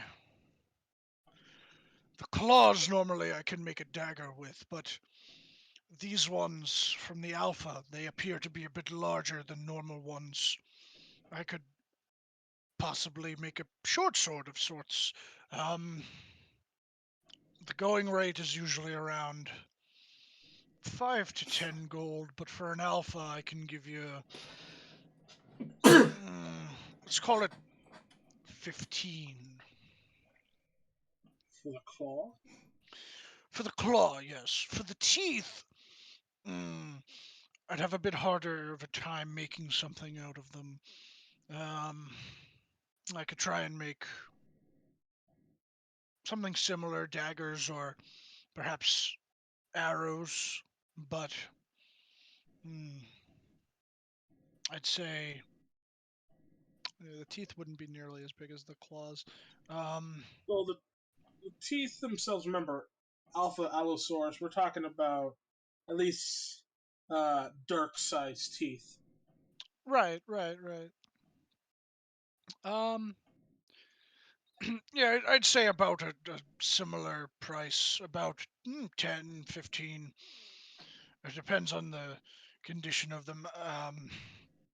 Well, these are fresh and in pristine condition, and I have more where they came from. Well, fresh, I can agree with you. They do look like they were recently pried from the beast's jaw. But Are you sure that it didn't have any cavities? Did I? You would have to like pull them out and check them. Let's find out. I'm trying to think. What would that be? Would that be medicine or Medicine or nature? nature, up to you, man. Hmm. I feel like because it's animal related. Definitely more nature. So, yeah, nature to see if they have any cavities. Okay. Um. A couple of them do. You Not. want me to roll to see how many have them? Yeah. How many of them do you have total? I have 20. Okay, damn. 14 of them have cavities. No, I'm not gonna do you that dirty. We'll say 6 of them I have was about to say you could do an cavities. inverse. Yeah, 6 of them have cavities, and he looks at those and he's just like, yes. You see, the problem with these is the voids inside.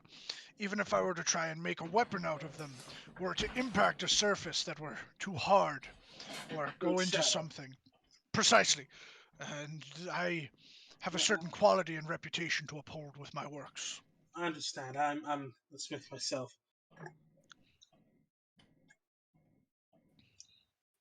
Now, let's just take those 6 out. Put those back. I can do something with those in a later time. But what about for the rest of the teeth? And as I start taking out 5 more claws. Right, let me see. So, let's say, so from an alpha, recently fresh, good condition. All right, let's say I give you 15 per claw. Which, how many of those did you have totally? So you took out 5 6 more. times 15. 6 times 15. You see me start doing in the air and use magical tinkering to basically create an abacus. 6 times 15. Boom. Okay, so that would be 90. And then you had 14 of the teeth, and he said he'd give you. I can give you like 10 for the teeth. So yes, that'd be like 140. 140 gold for the teeth total, and then 90. So that would be Jesus Christ, math in my head hurts. 230. 230. Yep. Yeah. So we're 230. 230. Yes. Could always use more materials and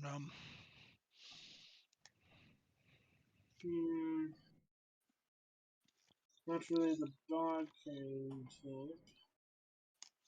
But how about 235?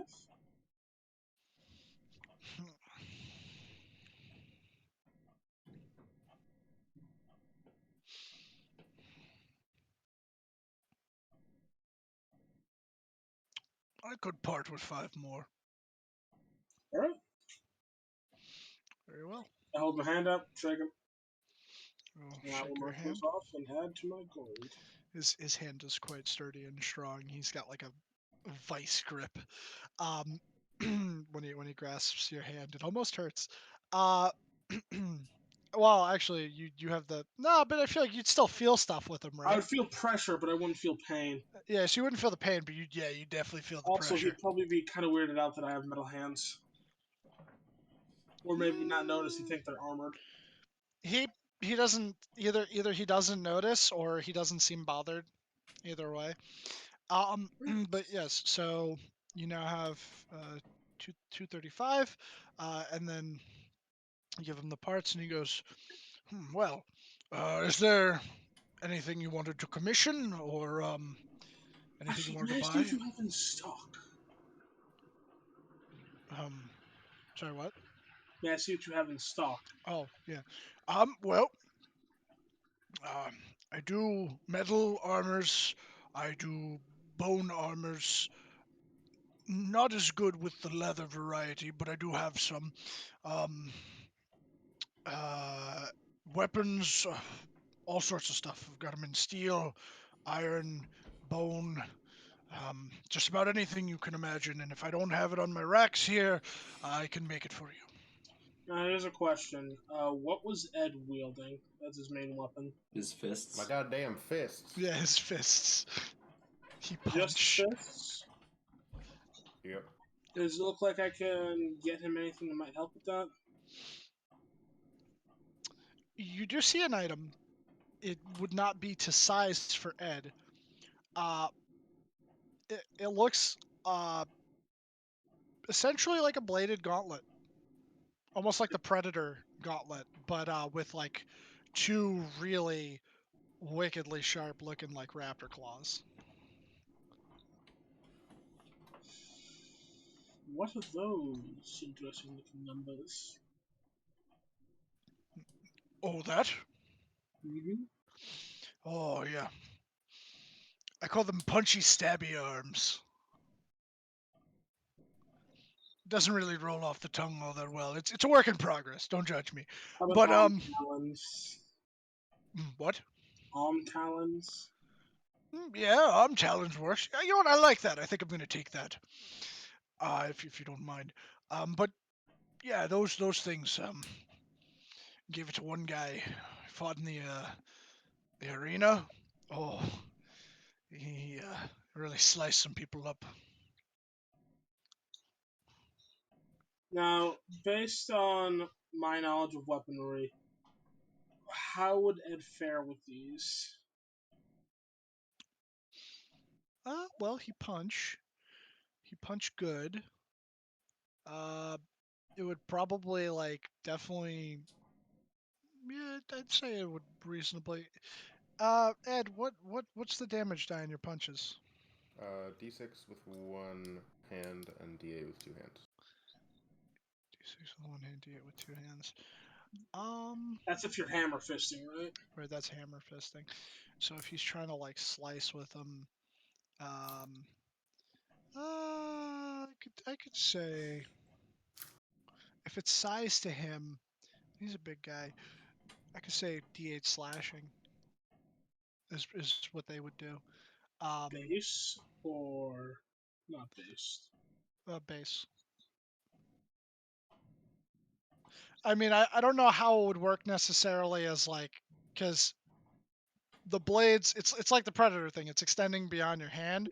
So I don't know how hammer fisting would allow the blades to slice. They wouldn't. Yeah, it Right. would probably be like a D8 base and not versatile, Yeah. So then, yeah, D8 base and not versatile. which So is an improvement. yeah, and it would do slashing instead of bludgeoning. And I would say, technically, were he to get proficient enough with them, like just at wielding them in general, he could still hold other things in his hands. I mean, like it's not obscuring your hand from holding anything. I was looking for something more like knuckle dusters. He doesn't seem to have anything like that currently made, but if you ask him, you can maybe commission it. Nah, if anything, I'll make it myself. Okay. Do you have any, actually, instead of other items, do you have any materials of unique quality? Unique. Not particularly. I mostly just get what we get here. We've got some iron, steel, and then whatever bones from the occasional hunting parties. Do you trade in gunpowder weaponry? I personally don't know how to make or maintain them. Just, just curiosity, just in case if some traveler came in and tried to pawn off some of his old steel. I don't make them, but I know of someone else in the market here that sells black powder, but I don't know about the ammunition or the weapons themselves. Right. And also, who's currently with me, or am I by myself? Bruce would probably be there. Yeah, Bruce would be sticking around, and I mean, like anyone else that was in the marketplace, if they're just kind of browsing, doing their own thing. Bruce, Browse any the market. thoughts? On what, weapons? Weapons, tools, anything you need. Um, I don't know. I mostly do magic stuff, but Any components you need. does this look like a magic shop? No, he wouldn't have that sort of stuff. Might be another place I was planning on looking for something like that. But thank you for your time, Mr.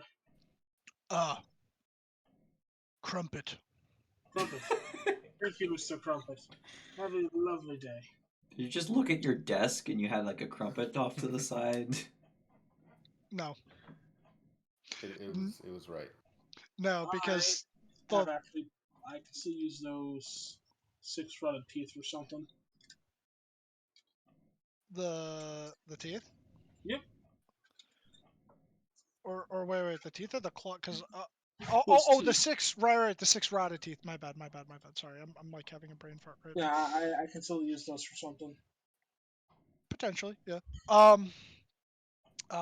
Granny, you said you were. Oh, sorry, go ahead. Granny is perusing right now.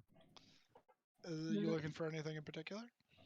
No, nothing in particular. She's just looking around. Okay. Oh, did you end up buying the punchy stabby? No. Okay. Because even though that would be really nice for Ed, I don't think he would ever use it.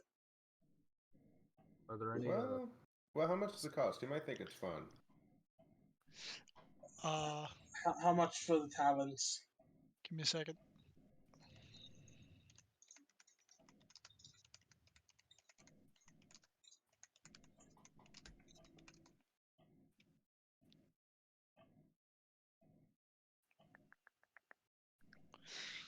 Um, 20. Okay. Yeah, you get one for each arm. If you only want the one, 10. Yeah, I think I'll just get one for him. And if he likes him, we'll come back and get the other. Alrighty. Well, thank you for the new materials and for the purchase. Now who's buying that claw? I should ask. I'll buy it. I'm gonna take it out of Ed's because I don't want to like pilot a Are character you, and then are you, spend you their both Ed's gold. money? Yeah, that's fair. Yeah, I'm gonna use Ed's. Yeah, I feel that. Yeah, that's all good. Yeah, so just call them whatever. They're bladed gauntlets. That's like the idea that I have. But if you want to like name them anything specifically, and it's the 1d8 slashing damage. Cool, great. Granny was gonna see if, looking around for any like cool looking spears or anything that catches her eye. Well, the blacksmith guy, he does have a number of spears. He has he's got some steel looking ones, and he's definitely got some interesting looking bone ones that look like they're made from dinosaur bones. Should also be Yikawas too. Yikawas. I have to look that up. What is that? YKLWA. Oh, he's looking for those sword spears.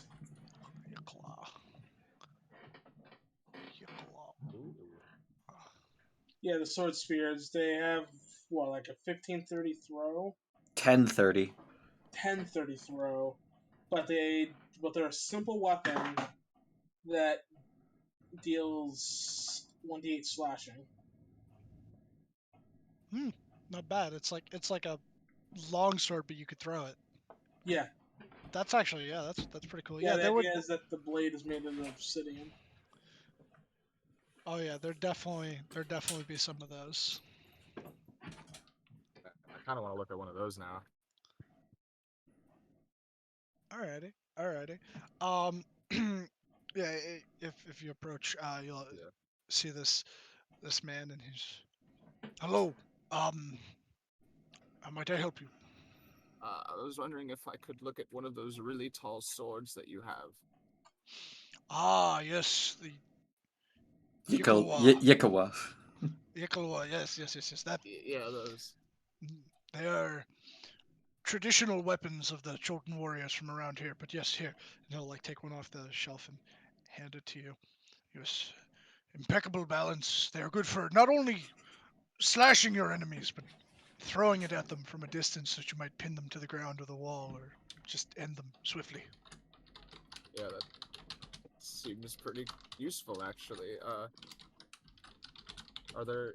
Do they all look kind of the same, or are there any that like catch my eye? Or like look kind of cool?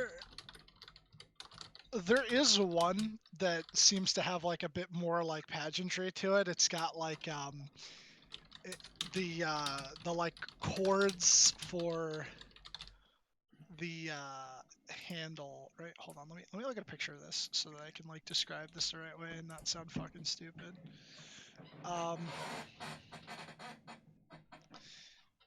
Yeah, that looks like so. Yeah, like the sort of like the shaft, it has like up towards like where the blade would start. There's like a cord like tying around a red cord with a bunch of these very long looking like eagle feathers hanging down, and there seems to be like a an ornate like gem like down towards the bottom, like in the pommel area of the weapon. Okay. So that one looks interesting. Anything particular with that? Um, Unfortunately, besides the looks, not really. I don't. I have yet to master my craft and learn how to make magically enhanced weapons. But this one I'm quite proud of. Took me a bit longer to make. It was supposed to be for one of the merchant princes, but they never decided to buy it. How much for one? The regular price, I think it's like literally 1 gold. Wow. Okay. Yeah, they're not That that is expensive. extremely cheap. Yeah, it is. It's Uh, 1 gold. It says it right here on D&D Beyond. This episode Wow. is not sponsored by D&D Beyond. Uh, but the more ornate one, he's just like, I feel a point of pride. I would prefer if I could get at least 3 gold for it. That's completely fine. I can give you that. Alrighty. Well, thank you. Uh, What's it? How's it spelled again? uh, YKLWA, pronounced Yik-Ulwa. Oh man, I'm not gonna be able to find that in the thing, am I? I usually end up saying Yukala. Yola. Impeccable balance, which description specifically says stop balance. Well, you gotta say that it's you gotta talk it up. You gotta talk it up. Um.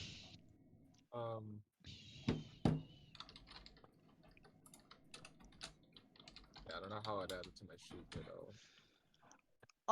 You'd basically just like hit a plus to make a new weapon, put in the name, have it go off of like your strength or dex, whichever one you're more. Well, actually, I think it would because it's ranged, right? So it would go off of your dex. And then it's a No, DA. remember, it only has the finesse property will go off of dex. When you're throwing it, it does dex. When you are using it mainly, it has to use strength. what the fuck? No, It's strength. it's strength regardless, unless it has the finesse property. But if you're using it as the monk weapon, Oh yeah, there it is. I misread that part. Right. Okay. So yeah. So if you were, I think you could make it a monk weapon during a short rest by like meditating well, it's also already on it, considered right? a monk weapon Oh, is it actually? because it's a simple weapon. Ah, okay. So all simple weapons are monk weapons. Yep. So it Would I uses Yeah. your monk statistics instead of Yes. so it So would use dex if it's higher. Yeah. so basically, you would like you could make like 2 of them, and you could make one that does the slashing, and then you could make the one that does the piercing if you're throwing it. Yeah. Okay. So Um. Did you say? I thought you guys mentioned splash damage or something like that. What? Or did I mishear that? Splash damage? I Oh, don't- with this? No. Okay. You throw There would this thing also- 10 feet and it fucking explodes. Well, I thought not throwing it, but just like swiping it or whatever. Oh yeah, it's slashing if Oh, you're it's using okay. it. Yeah, if you're using it like I a misread sword. it then. Yeah, my bad. I'm sorry. That's all right. No, it's okay. You know, it's funny when I this is like a little sidebar. When I ran through tombs, we never had the option to buy one of these. It was never mentioned. Our DM was like, "Oh yeah," he's like, "You know those Mesoamerican, I think it would be Mesoamerican. What are they called? Machkulis? You know, like with the obsidian, the wooden board with the obsidian strands in it, so that you could like, it's a slashing and a bludgeoning." And he was like, "They have those that you can buy, except one of our party members bought one that glowed green in the presence of dinosaurs." I'm not even joking. It was so weird. But you know what? I'd say that he probably sells those too, because it's just wood and obsidian, so that's not all that hard of a thing to. Well, if there's no nearby volcanoes, then it's hard to get obsidian. For throwing, it was piercing damage, right? Yeah. When you throw it, it's piercing damage. Here, I'll send you the. Yeah. I don't want to hold anything up for too long. No. It's fine. Here, I put in Wild West. Those Okay. That's the stats for it. If you click on that from D&D Beyond. Thank you very much. No problem. So I think Aaron went with So Marcus, where did you end up going? So I honestly was just walking around and seeing if there was anything like that I could recognize as religion or like any kind of symbols. I just kind of Also, like separate from the group. yeah. There's probably some Okay. temples to Faerunian gods. Yeah, there are definitely those. You would see those, but you wouldn't see anything of like, the Catholic Church or anything like that. No. That's not what I'm looking for. I'm like literally looking for other religions. Oh, okay. Well then there would be. He's Hold on. gonna start a religion fight. He's gonna start a religion fight. No. There is the Temple of Savros, which when you had exited the palace, if you had walked across that other bridge, that other like raised area, there's a shrine over there. And I think there's also a Temple of Soon, which is, well, that's all the way over on that little lighthouse looking area in the harbor. I'm trying to see if there's anything else because I'm curious myself. I didn't think about that. Oh, and then there's a Temple of Timora, and I think that's it. So, just for quick reference, if you look at the map, actually, yeah, over here where the lightning bolt is, that's one. The Temple to Timora is somewhere over here in the Tiryik anchorage, and then the little sun symbol all the way up over here is the Soon temple. Okay. We're gonna go to the sun. You go all the way down there to the sun. Alright. He just make him away all the way down there. Okay. Alrighty. So you cross the bridge, heading towards this place.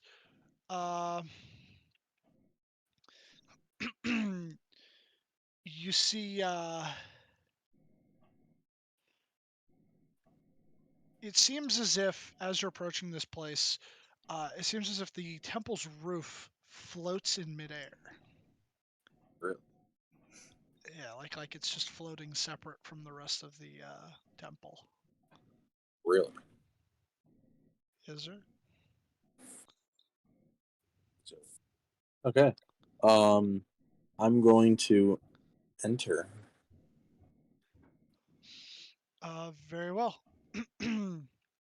As you enter this place, it seems uh, very, yeah, I'd say to you, very strange. It's definitely like a culture shock. There's it's not like your typical place of worship. You're not just like going in and then there's the altar, like go pray. Um, it's a very wide open sort of like communal area. There's even like baths where like you could just go and like take a soak, and some people are even doing that. They're just kind of like chilling, soaking in the bath. Other people are just kind of like milling around. There's a couple of off to like one side. There's like some of these middle-aged women, and they're teaching younger girls like yeah, preteen like girls like how to do makeup and style hair basically. Um, and yeah, like uh, Well, I see a gentleman, perhaps, oh or yeah, lady. you'd see like towards like the entrance of the temple. There's a very well dressed, well groomed uh, gentleman standing there, and he looks at you and he's just like, "Hello, how might I help you today?"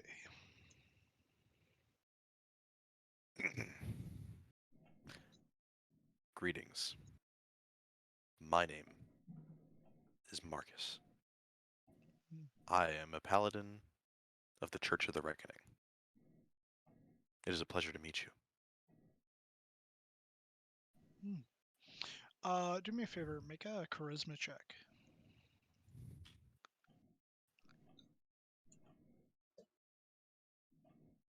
As you wish. Oh, oh wait, no, I probably shouldn't have gotten So that. it would be a 12. Um, he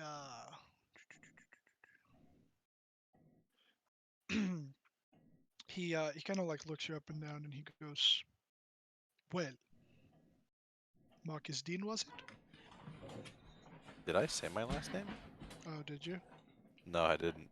Oh, so then he'll just say Marcus. Marcus, was it? Yes. You, my friend, could do with a bath. You seem as if you have been traveling for quite some time. The baths are open to you if you wish to soak." He kind of just smells himself. Does he stink? Yeah, you're stinky. Does he actually? We've been traveling in the jungle for 3 weeks. Yeah, you Oh, traveled in a Yeah. hot ass jungle for 3 weeks. Even if you're a physically fit person, you're going through like worse than like Florida temperatures. So Okay, fair enough. All right.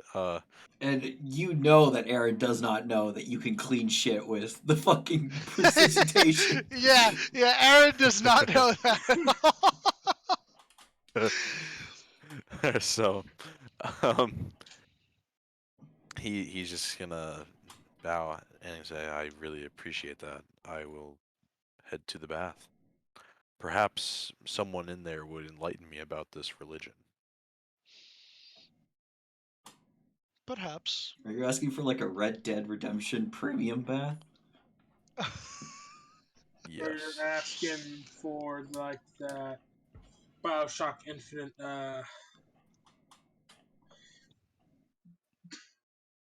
a baptism.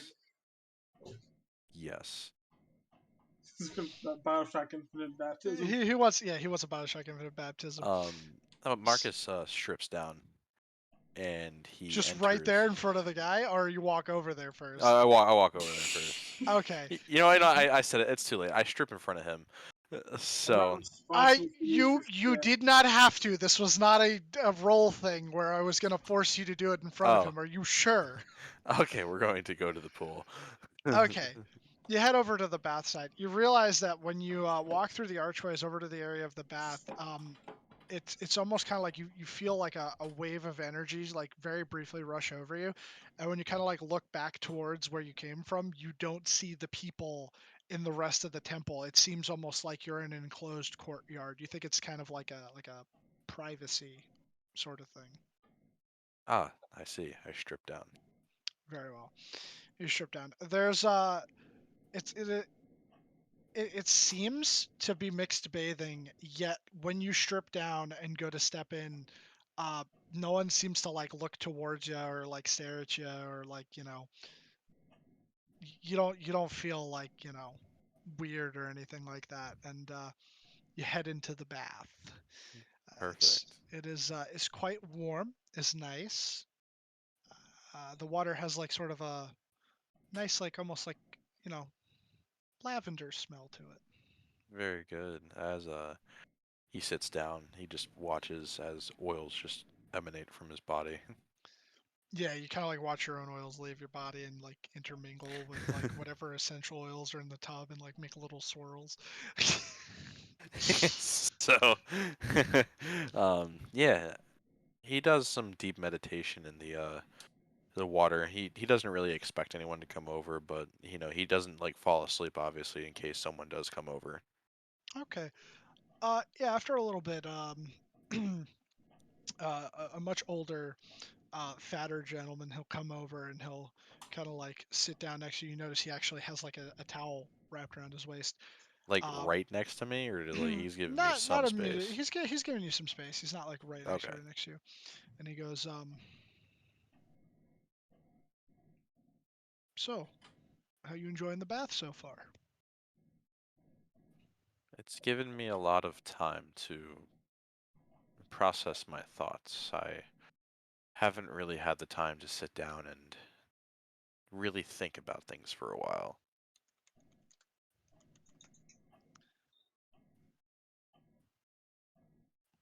Okay. Oh, what about you? Oh, I come every day. Every day. Oh yeah. Well, bathing's important. You always This want is to true. smell nice, feel clean. Wash my clothes once a week too. I usually like to put some nice smelling herbs in there so that they have a nice little general scent to them. Mm. Well, let me ask you, what is the main reason you come to this pool? Well, bath. Oh well, besides to get clean, um, the community of worshippers, they're very interesting. They're nice people. We rely on one another, but they always give me good tips on how to look my best. So that's why I bathe and wash my clothes, as I said, and try and keep my appearance easy on the eyes. And when he says that, you do kind of notice, despite him being like a very large man, he looks like a handsome fat dude. He definitely does take care of himself. Like his nails are scrubbed and clipped. Yeah. He's got his hair very well combed and trimmed to a, even his beard, same thing. Like he puts work into it. It's like sculpted. And he's like, yeah, I mean that's what they offer here. Um, they teach men and women alike. You gotta make a good impression by looking good.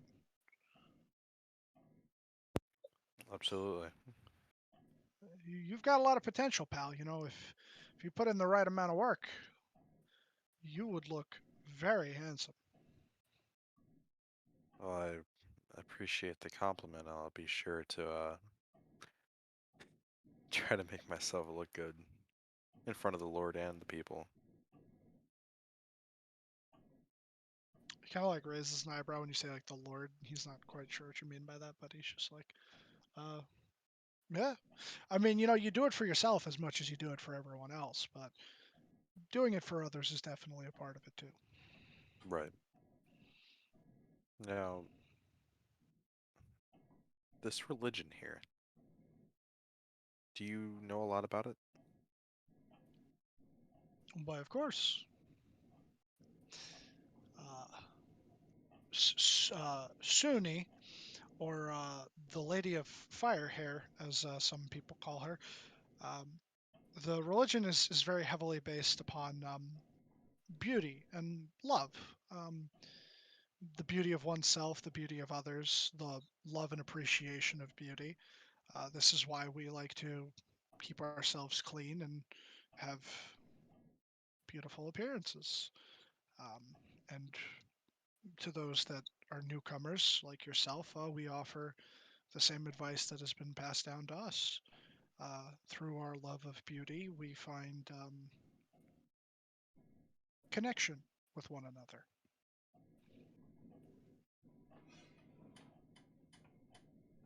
I see. This is quite different from my religion. In fact, I'm actually very intrigued by this. You welcome anyone to just come into the baths? For the most part, we tend to prefer people that are more susceptible to being sculpted towards true beauty. You yourself had the potential, thus why you were allowed. Um, it is not to say that we believe that folks that are not beautiful could never have the potential, but effort must be put in first before they are allowed to enter.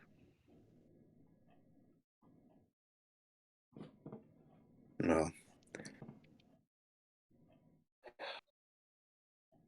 let me ask you something. When it comes to decision making, do you ever say to yourself, well, perhaps I should go back onto my religion to get the answer? I will say that my faith does influence a great deal of the decisions that I make in my life. So I guess in a sense, yes, but not quite. I don't sit there and think, should I do what my faith tells me to do? It's more like I've developed a certain mindset due to my faith, and that allows me to make decisions based upon what I've come to learn. Um, so I have been taught to appreciate the beauty in life and love such beauty. So were I say to walk down the street and see a woman selling flowers, and I think to myself that those flowers are quite beautiful, then I feel that the only logical conclusion would be to purchase those flowers and put them in my home. I mean, on the other note, you could still admire their beauty and not buy them. This is true. Hmm. But I do believe, myself personally, I would choose to purchase them simply because surrounding oneself with such beauty, um, it makes me feel closer to my deity and more in touch with my faith. Hmm. If you yourself are beauty, why surround yourself with beauty? Well, I am not the embodiment of such. It is something I simply strive towards. Thus, I surround myself with all sorts of beautiful things because it is my way of showing appreciation of this world that we live in and the beautiful things within it. Hmm. What an interesting look on this. Hmm. You know, I guess in a specific way, well, in a certain way, you buy things and admire things that are beauty. Well, I guess you could say in my case, I take things away that are not beauty. Things that no one would appreciate. It's strange that you would say this because all things have potential for beauty. It just takes us time to see it.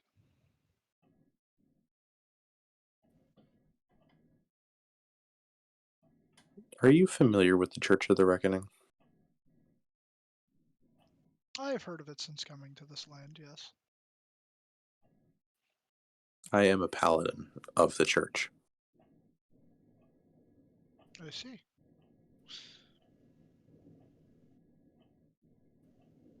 Now, my intentions were not to,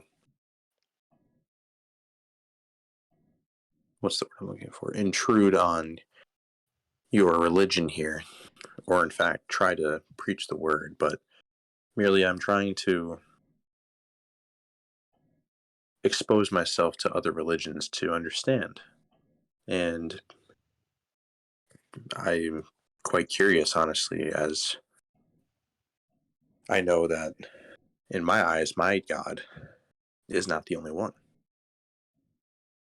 And that, I guess you could say, is the beauty that I see in this world, is that not one person has to follow one God, or any at all, but to expose yourself to different aspects of God's. I think that's beauty, because not only does it bring people together, but showing what contributions certain people do for their God and for the people around them is my beauty. Then it would seem that you understand a bit more about my faith than you initially claimed to. But this is good.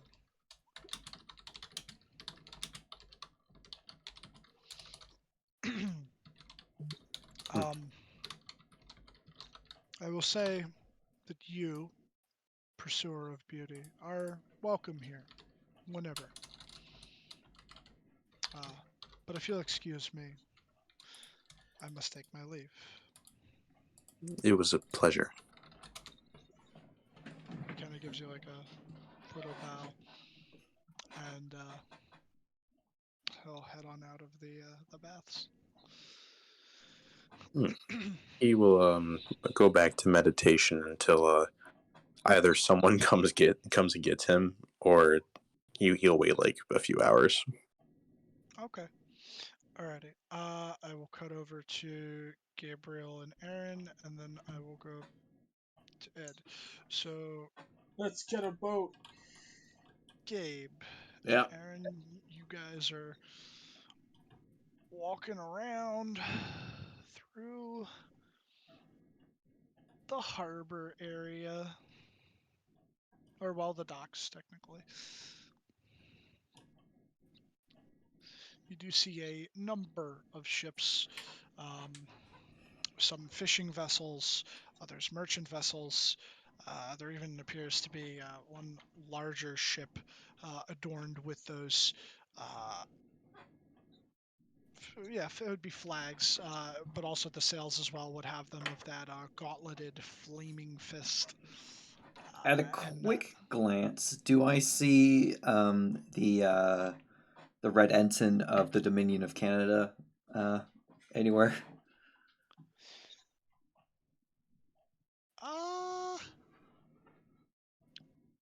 That would be the flag of Canada at the time, Yeah. right? Or okay, so then yes, you see one merchant vessel flying said flag. Let's steer clear of that one.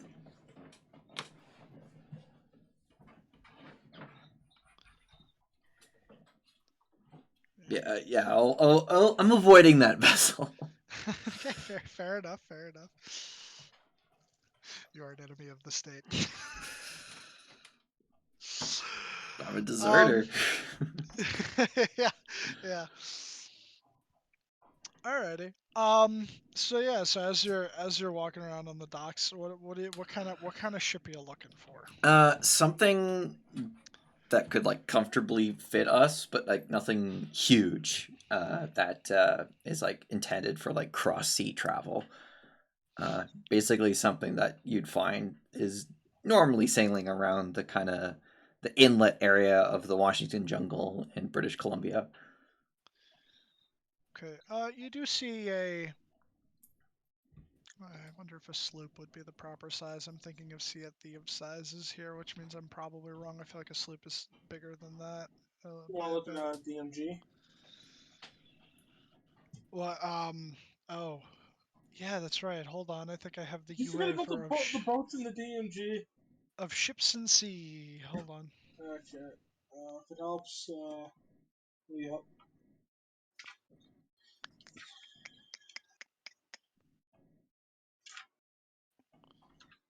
Oh, here we go. Let's see. Got you.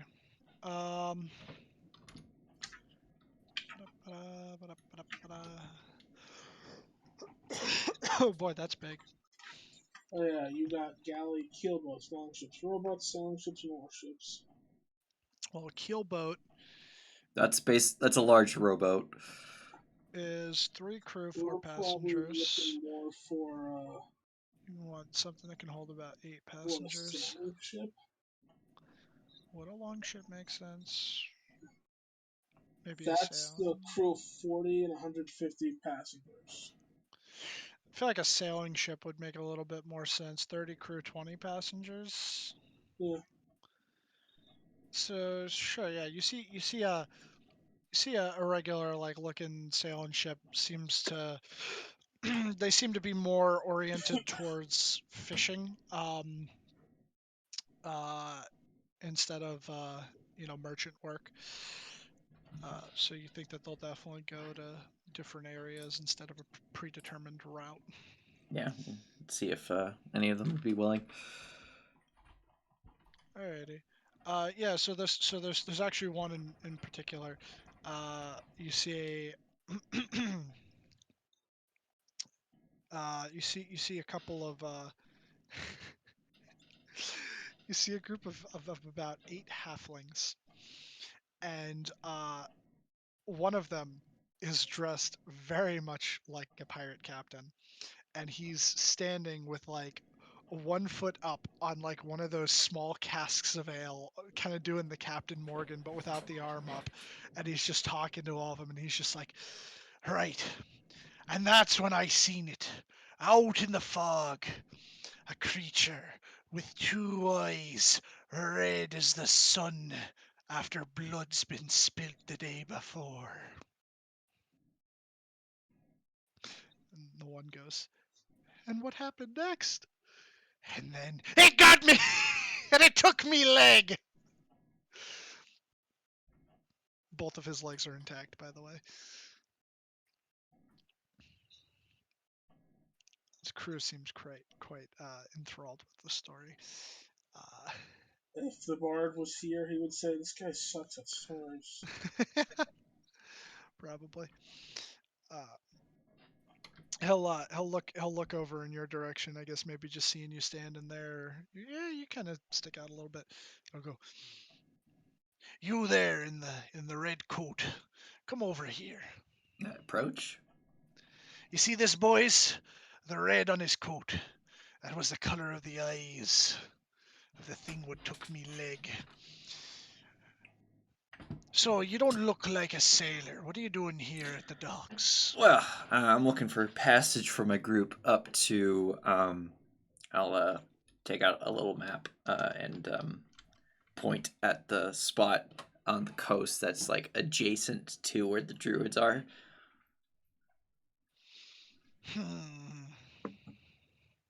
I see.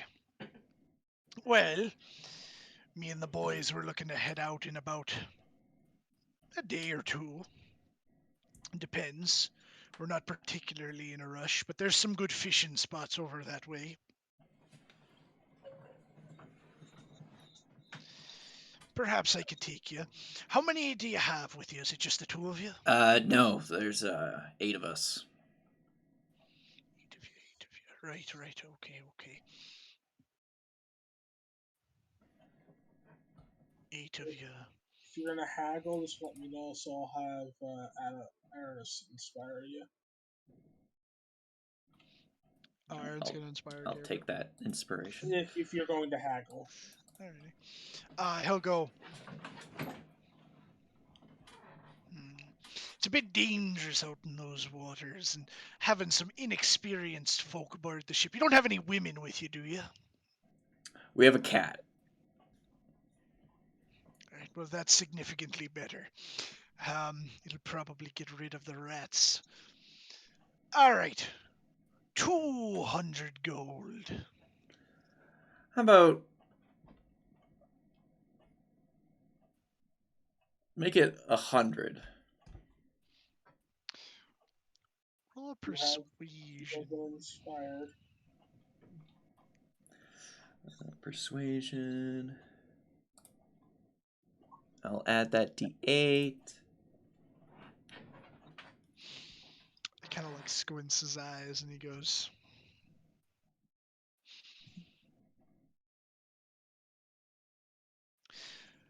150.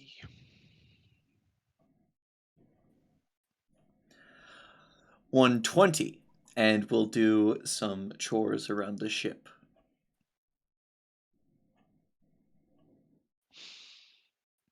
All right, fuck it. He'll like spit in his hand and like hold it out for you to shake it. I'm wearing my gloves, so I don't care. Okay, very well. I'll shake your hand and say, all right, looks like we've got a deal. The name's Captain Merengue, by the way, and you've just contracted the Ruddy Ore. Interesting. Nice name for a fine vessel. Looking at the boat, is it in disrepair? It's not in like complete disrepair where it's like, oh my god, that thing literally looks like a strong wind could hit it and it'd sink. But it doesn't look the greatest. It's definitely seen way more nautical miles than recommended for for a boat of its age. It's also kind of like miniaturized wouldn't be the right word, but it does seem that like certain aspects of the ship have been shrunken down in size. It is a ship built by halflings for halflings, so you think Ed might have a little bit of trouble What's below the deck. crew's name or the ship's name? The captain? Well, I know it's Captain Merengue, but what did he? The name of the ship is the Ruddy Ore. Ruddy Roo? The The Ruddy Ruddy Ore. Ore. Ruddy Yeah. Ore. There you go. And Captain Merengue. I got we're traveling with a couple artificer eventer folk. They might be able to help patch up some of the I wouldn't say disrepair, but the ship has seen some hard times. Imagine the stories those planks of wood could tell. Oh, if only they could tell them. We've seen all sorts of creatures, chaos. One time I caught a shark. Question: what tools is my fellow artificer aficionado proficient in? I mean, your artificers, you can change your proficiency of the tools depending on which tool you make with your right tool for the job, right? You have to be at a certain level for that, and right tool for the job does not give you proficiency; just gives you the tool. It makes you. I thought it made you proficient in the tool. It does not. Maybe at higher levels? I don't know. Never played an artificer before, so I can't speak to that. There's a magical item you can get that does that. Well, Bruce is more a wizard than an artificer, but I know that he has a few levels in it. I would say, sure, he'd probably tell you what thieves' tools, tinker's tools, and carpenter's tools. I think also So he has carpenter tools. That means he can help with the yeah. Unfortunately, that is not my skill set. So yeah, he could give it a try if you were willing. Yeah, red tool for the job just makes it so. Yeah, I just read it.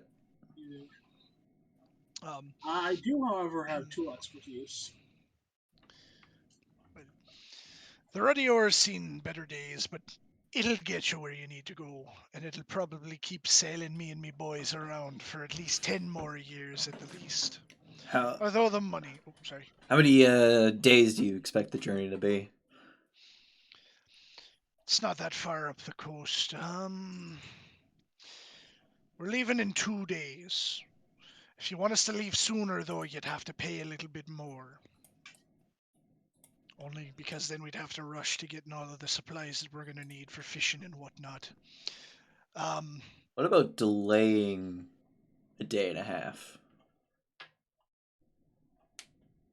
oh, so you'd like to stay in the port longer? I got a friend who mentioned something about wanting to do the fight in the arena. All right, we can do that. And you know what? Me and me crew will attend the fight. Hopefully your boy's good at fighting. Might be able to make a little bit of money off of him. He gives you a toothy grin, and he's missing quite a number of teeth. We can fix that. Well, it pleasure making your acquaintance, Captain, and looking forward to sailing with you and your crew. Aye. All right, well then. I imagine I'll see you at the arena battle, and then I'll see you here in what? Uh, you said delay it by a day and a half. You said he was leaving in 2 days, so. Because Right, yeah, the so battle is in 3 days. So, basically on the fourth day is when you want to depart. yeah. Okay, so he's like, all right, so then I'll see you in 4 days. Yeah, the day after the fight. All righty. I've got ourselves in accord.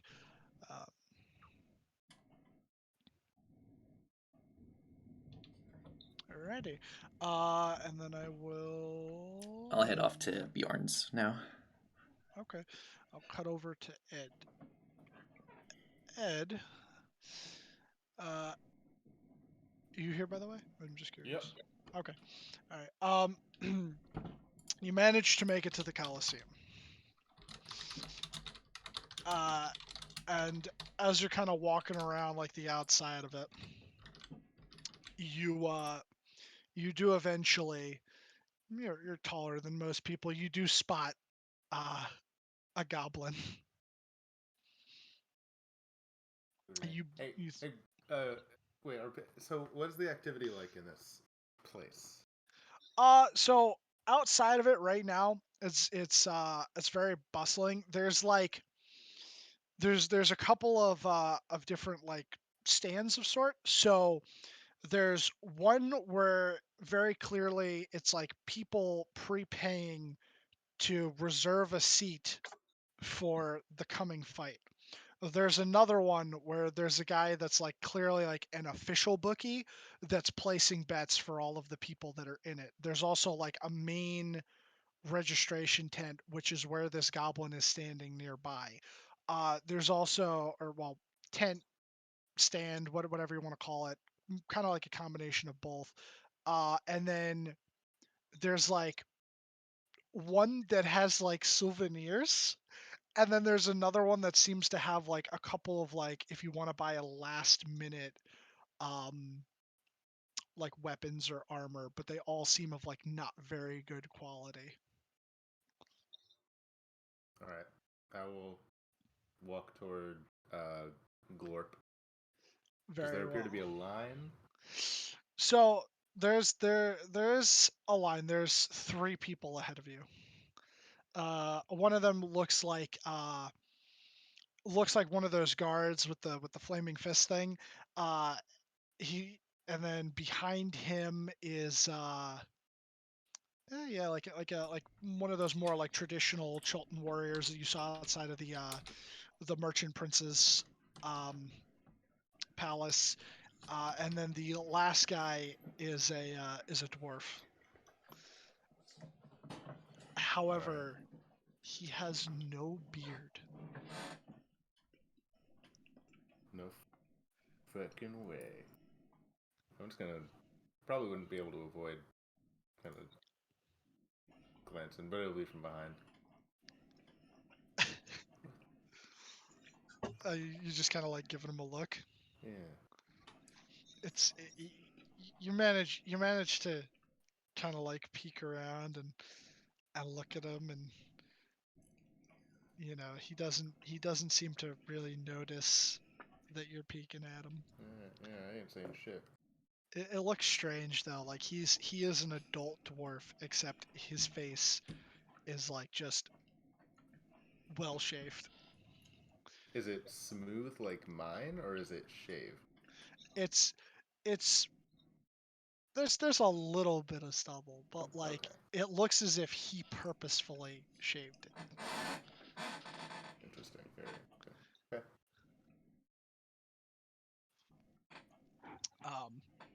So you're just gonna wait in line. I'm gonna wait respectfully. Alrighty. The first guy will go through. He'll do his process. You end up hearing them. They'll like announce themselves as they go up. The first guy, his name is Terrence, vice captain of the guard.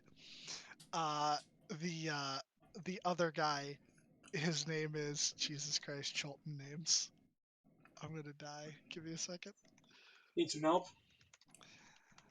Just need a quick Chilton name. Let's call him 42 Chilton names in their meeting. You're fucking lying to me. You're fucking lying to me that Lloyd is a Chilton name. Lloyd is not. You know what? Fuck it. His name is Lloyd. Lloyd. He just Alright. goes, I am Lloyd. Lloyd. The warrior's name. It is a warrior's name. And then the final guy, he steps up and he goes, and they're like, all right, who are you? And he's just like, the name is Ragmar Axeborn, the Beardless. And when he says that, they all kind of get a look at him and realize that he is in fact a dwarf. And you watch them like visibly shudder. They're like, why does he have a beard? What the hell he do? They sign him up, but they just keep giving him weird looks. Even Glurp's just like, what's wrong with him? And then he'll walk off. And finally, it is your turn. Hi, Glorp. I'm Ed.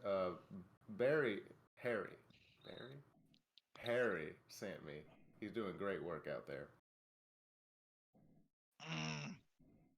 Harry sent you? Uh-huh. Okay. You want sign up?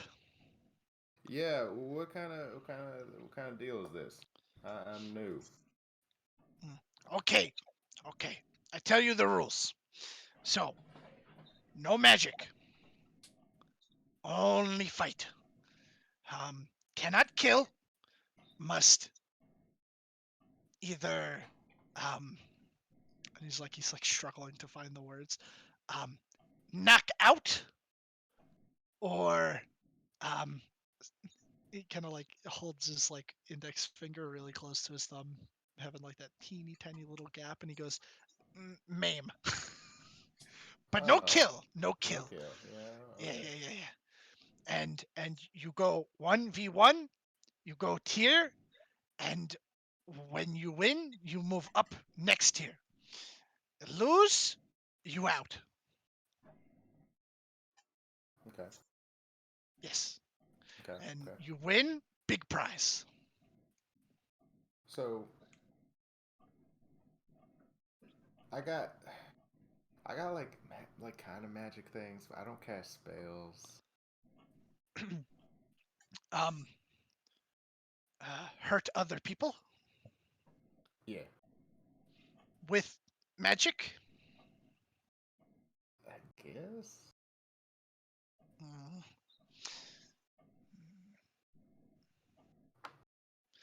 Maybe okay. Make big sparky or no? Yeah, I don't do big sparky. Oh, okay. You good. You good. Yeah. Can Yeah, maybe I could do heal. like a demo before. I don't heal either. I could do like a demo or something before, and then if y'all say no, I don't do nothing. What can do? Show. Oh, okay. There ain't too much space here. I'm all kind of crouching. I can make myself real big. I can make you kind of zonk out. And if I strike you with a weapon, I can make fiery chains envelop you and restrain you for 1 minute and 2d6 fire damage. He just goes, Ruin?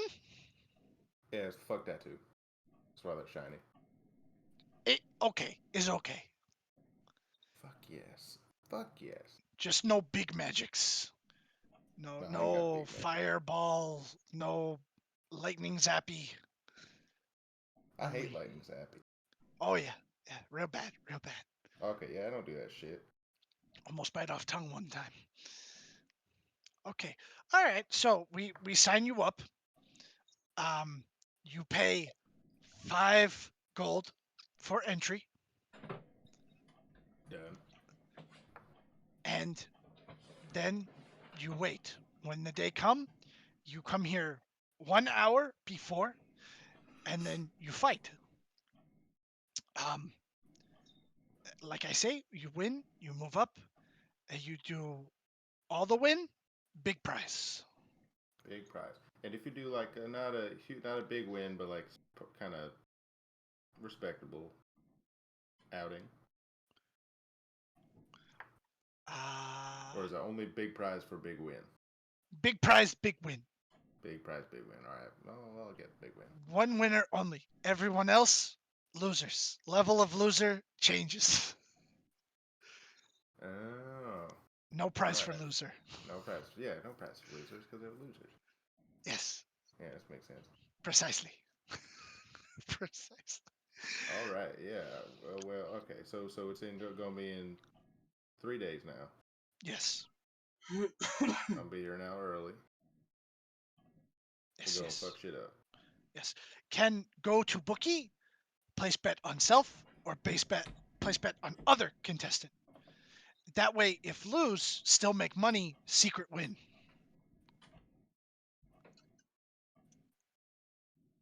That confused the shit out of me. I'll bet on myself because I'm gonna win. That's how it works in my head. Okay, very good. You will have little rest between each fight. Chance for heal. Um, we no heal. Friends can heal, dude. Friends can heal. Okay. Yes. Yes. But friends cannot magic anybody else. If they do cheat, big disqualify. We beat you with stick. But could we magically buff Ed? Who are you, voice? No, I'm just clearing for rules' sake. I don't know if it would actually the conversation would get there, but I'm just forget it. It's not at the same level of like the arena and Waterdeep that Bean did. They don't have ways of like really looking out for that, so you think maybe you might be able to get away with your friends buffing you before a fight, like a bless or something, you know, Okay. or a guidance or fuck it. Well, not like a guidance would really help, but anything like that could potentially help you. Out of curiosity, how much longer do you think we're going to be going? Because it goes 11:05. I usually go to 12. Okay. I mean, like that's yeah. You should do 8 to 12, and then that's it. I mean, Okay, like if yes. you gotta go, No, I'm just pointing it out. okay. Um. But yeah, so it's just okay. So 3 days, you signed up. Uh, what name you want announce? Oh shit. Should have thought of this. I never had a title. What name of you? Ed. My name's Ed. Okay. I want something cool. Fuck. Shit. Ed make dead. Ed the better. Make that. All right, but killing ain't allowed. So Ed the Big. You big. Ed the fuck man. Okay, yeah, we do this. There are no children. That's so badass. Ed, fuck, man. There's like a guy next to the goblin. Just he's been like actually filling everything out this whole time, and he just goes, "Ed, the fuck, man." Okay, I think Yeah. we're good. And yeah. All right. I'm gonna. So I will, in character, forget to make a bet for myself. So I'm gonna walk back to the market. Okay, amazing. Like a true contestant. Alrighty. I'll just say for the sake of this, I'll say Aaron and Gabriel. You said you were going to Bjorn's. Bjorn's, right? Or did I get that wrong? Bjorn, yeah, we're Yeah, gonna meet right, everyone there. But one last stop before going there, Okay. if possible. I I'll be would going to like Beyond as well. Go I on. would like to look for a magic purveyor shop. Magical shop. Right. Give me a second. Bruce would go as well. It's the magic shop. Got you. Okay. Magic. It's on the map here somewhere. Give me a second.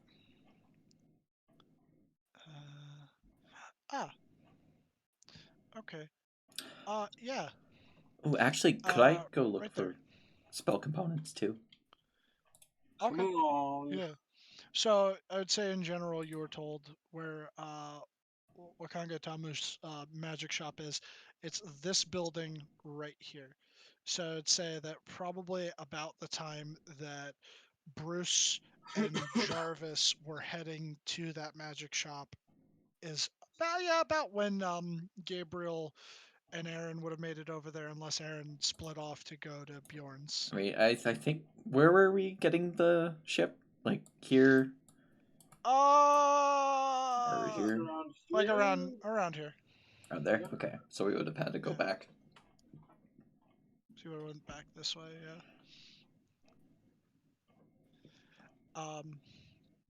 But yeah, so I'll just say whoever. So you guys come into this place around the same time. Maybe Aaron and Gabriel get there a little bit after Bruce and Jarvis walk in. And as you enter this place, give me a second. It's very clearly like an arcane magic shop. There's all manner of different, like spell components, all those different materials and stuff. There's wands for sale, a couple like magic items, even like some gems and stuff too, like if you needed for like cleric spells. And there's a half orc woman behind the counter, and she goes, "Welcome. I definitely sound like this." Mm-hmm. That's great. I do too. I know. No. My God, that's amazing. So howdy, y'all. How can I help you? 1 plat is 10 gold. Yeah. Man, I don't even know what Bruce would be looking for. Just he's a magic guy. We could just say that like if he wanted to buy anything specific, I'll just have him tell me and then have him have bought it. By next session. Yeah. Same thing with Aaron. So basically, whatever Gabriel and Jarvis want. Two. Actually, I'll write down. Let's see. How knowledgeable will you allow me to be, Dylan? Knowledgeable about magic items. Yes. I would say that you have a general knowledge of magic items. I mean, like, you're an artificer, you're able to create a good number of them. So, like, unless it's something crazy or specialized, like, in the past, I don't know if anyone has actually taken any of them or we've specifically given it out, but I know that there were opportunities for people to grab things from Griffin's saddlebags, so like maybe you wouldn't necessarily know those items, That's fine. but like Yeah, regular magic items you'd know about. Yeah, you'd know what they have here.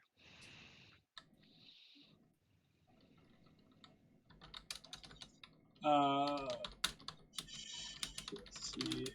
Trying to think of something that. Right. I think he paid you 40 platinum total, and there's 8 of you, so it'd be. That's 400 gold. So if you were splitting the platinum, is that? Am I stupid? Is that? I'm gonna. So each of us gets 5 platinum.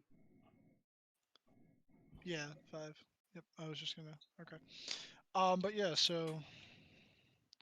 What are either of you looking for? I will let the resident wizard go first. The wizard. So yeah. So like I said, the wizard and the bard, whatever they want, I'll have done it because they're not here. Right. I forgot they're not here. So you and it's whatever you and Gabriel are getting.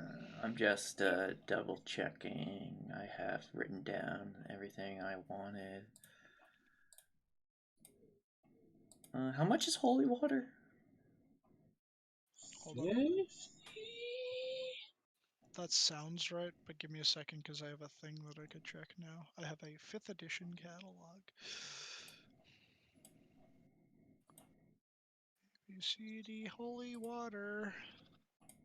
Oh, it's only magic items. Fuck me.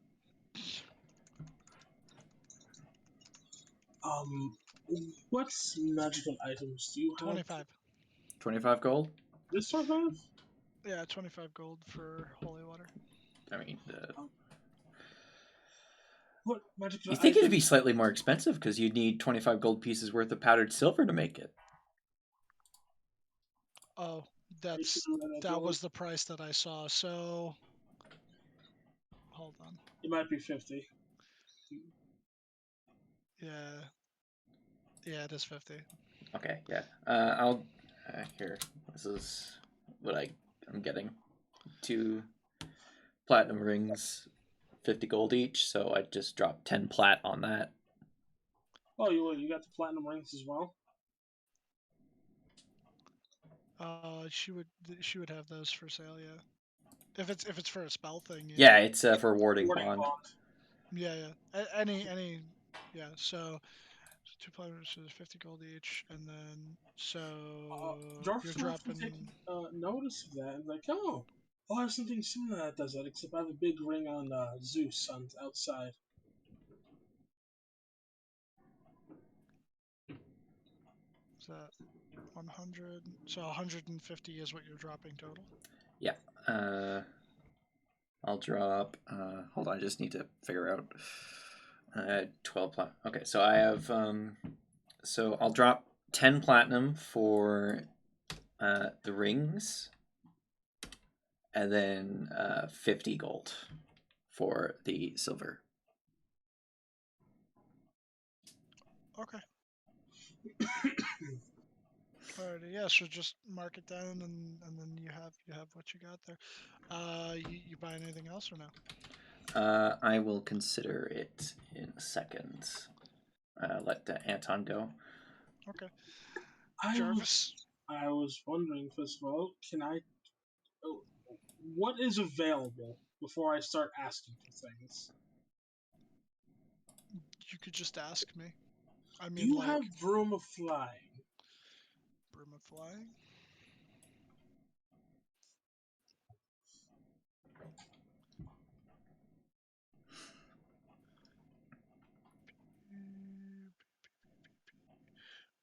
Fine. Yeah, Shig, we got that. Oh God, That's it's the gonna woman run you from about. Yeah, from Valentine. Valentine. Yeah, I gotta recycle through the voices. Yeah, we got that. That'll run you about 1,000 gold.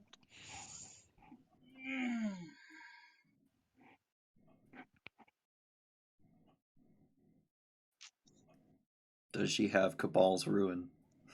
What? Is that with a C or a K? See. That's fucking like legendary tier. Do we have It's You it's can't Percy's advantages cloak. of the divergence here. It's a No. vestige of divergence. Oh no, no! I have a no. First of all, no, she does not have that. But I have a doc for 5th edition magic items, and I think it has like all of the regular stuff, their prices. Does she have a Reasonable deck of many prices. things? Well, like, so like for example, a deck of many things. Hold on, I think that is actually in here. Deck of several things, which costs 500,000 gold, and then there's the deck of many things, which also costs 500,000 gold. I mean, it's a legendary item. I know. I think that's a reasonable I was price. just curious. I'm not actually gonna get that. Right. Bag of holding. No, I already got that. Demon armor, 25,000 gold. She's got some crazy shit, but she doesn't have like crazy shit. Do you have any donkey rods, also known as movable rods? Oh, movable rods. Okay, hold on, give me a second. Yeah, we should have that. Those run about 600 gold. 6. Now, are you do you perchance sell any unique materials? Like spellcasting components? Metals. Metals. Okay, like for Like, crafting purposes? yes. So, we don't have like an abundance of metals in this area. Um, Metals, as stones, gems. Anything with unique properties. for stones and gems, that's not my boss's purview. There is another merchant prince who has a shop that does deal with such things, but the selection's not going to be as nice as this. You know, Right, she likes to stones. keep like the good stuff for herself, Shug. But metals, uh,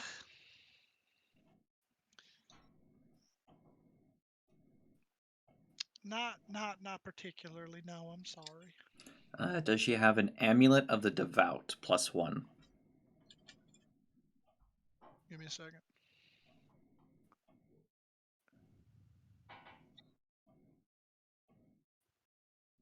She does.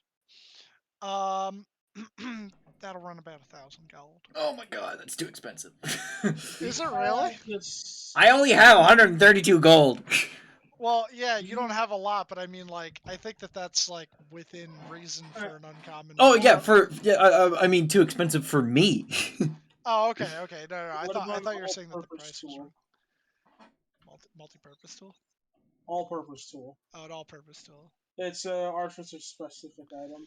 Right, the thing that allows you to add a +1 to your all-purpose Attack tool. rolls and saving throws, but also gives me. Same thing, 1,000 gold for a +1. Is there a cleansing stone?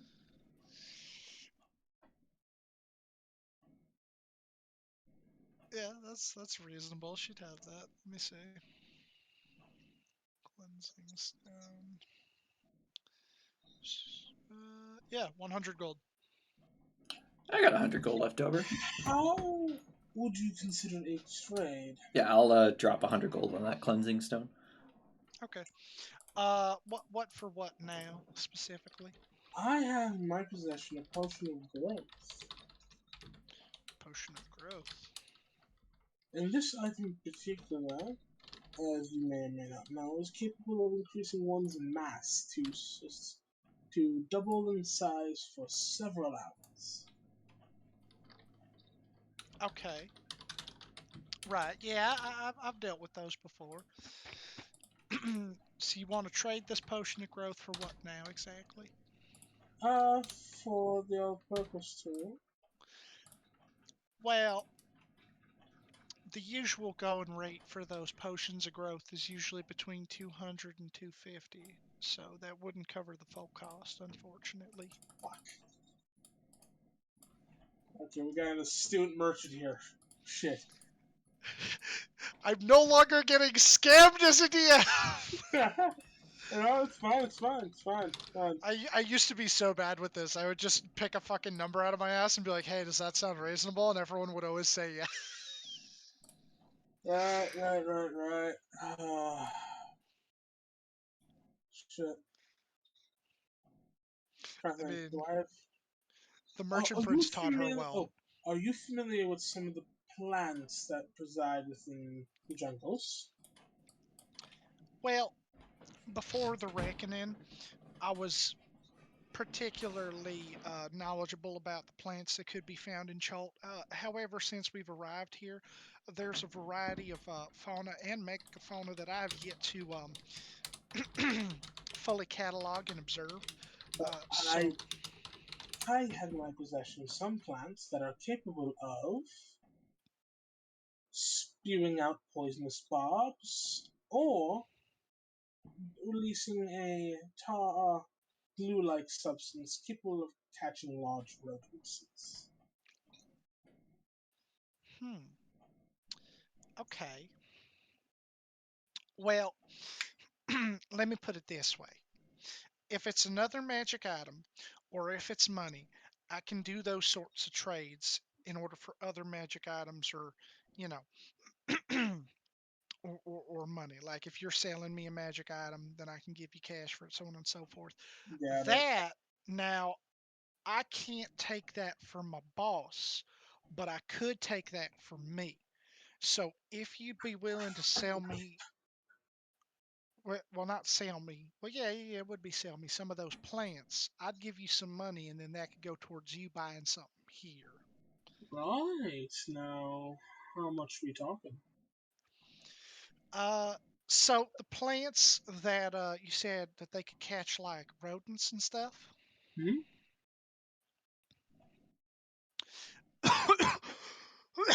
Oh my God, sorry, that came out of nowhere. Oh, I'm dying.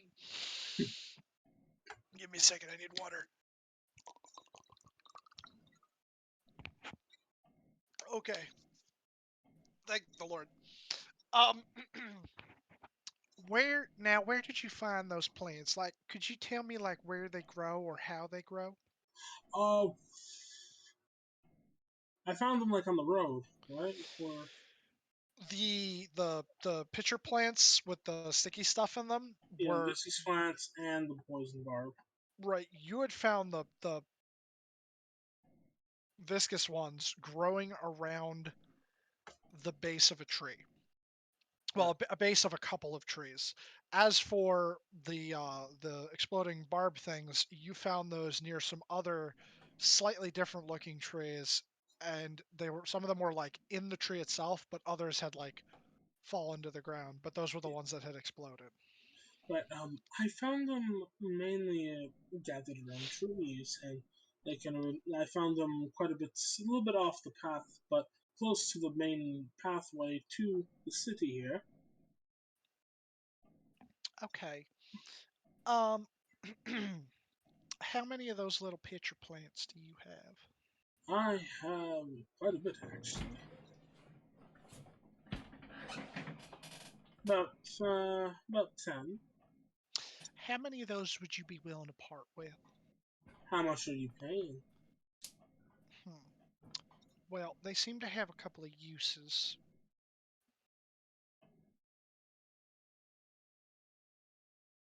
And I'm trying to think here uh, because those were like things that I made up in my yeah, they head. essentially would probably be a DC 13 or 14, and could catch up to something probably of small, possibly even medium size, or if messed with, could be turned into a tanglefoot bag.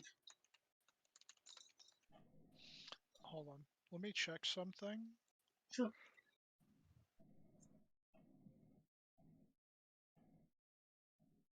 Tentacle.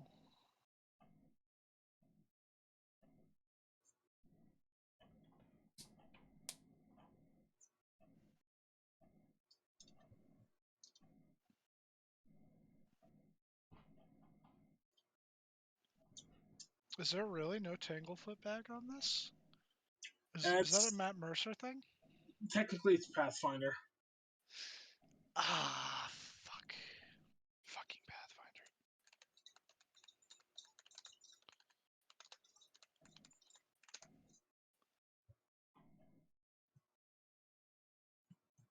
Ah, okay. I could pay you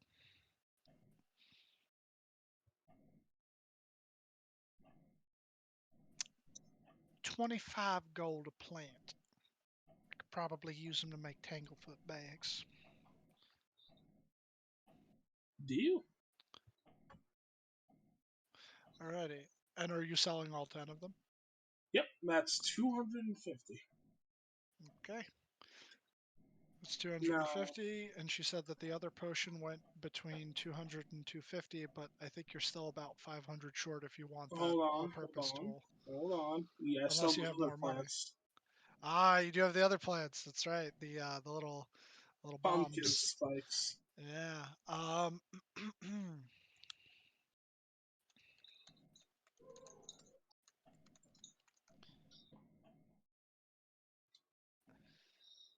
Well,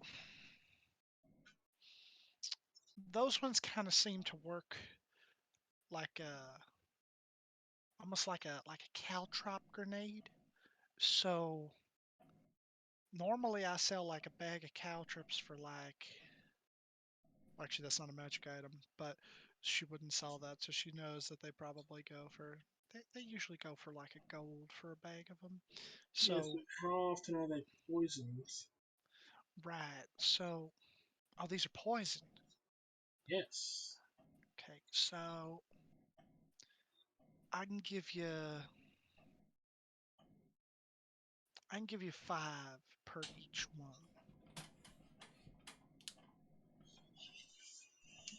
Start taking out the magical abacus.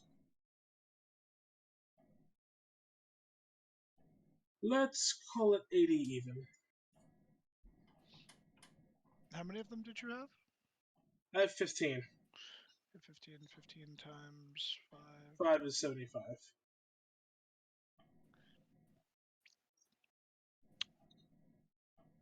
Yeah, she seems interested enough in these. All right, yeah, sure. Alright.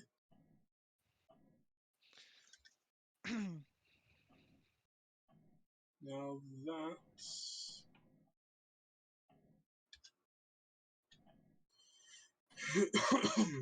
Hmm.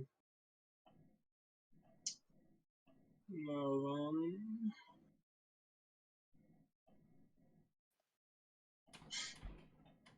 Nah, I'm keeping that pipe of the smoke monster. That's too fun to use.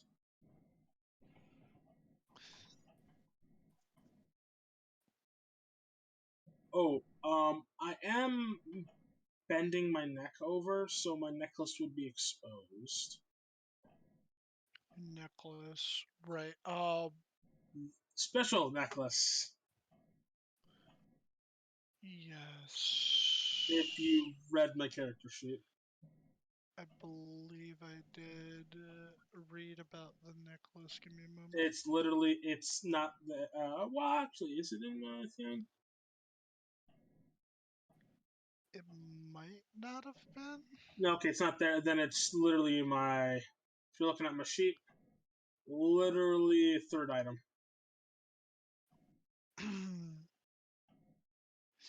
oh, with your. Yeah. Oh boy. So And that's, is it the bones? it's not, it's like, there's like a nice thick lace, but it's the middle finger. Not like pointed down, but like along the lace. So like the around near the tip would be tied, and then around near the base. More like it's boring through the bone. Oh, ugh. Okay, yeah, she'd see that and just kind of like. Yeah, because I wasn't paying it. Like me and my character weren't paying attention, and now I just realized now since I am leaning forward, showing off the goods. Showing off the goods. Yeah, Jesus Christ. She'll see that and just kind of like She kind of like gives like a little bit of a weird face. She's like, that's strange. What? Oh, fuck. I put it under the collar. Yeah, I hope you're not like some like I don't know. No. It's a memento for myself. Oh, okay. Because That's she like looks puzzled as for a I try to second, and give a then flex of my hands to show that they are mechanical. yeah, she'll look at that. She'll be like, oh, okay, all right. Yeah, I thought Experiment. you were like a necromancer or like a No, blood magic user. not that type of mechanical constructs I deal with. Okay, all right. Well, so was there anything else you wanted to get? It's 1,000 for the 2 items that I would really fucking want. It However, that is all-purpose tool is a lot more valuable than the broom of flying in the long run. so true, so true. So I will shell out the potion of growth and my money. How Oh much is? wow. Yeah, Okay, you do. Yeah, you do have enough. Okay.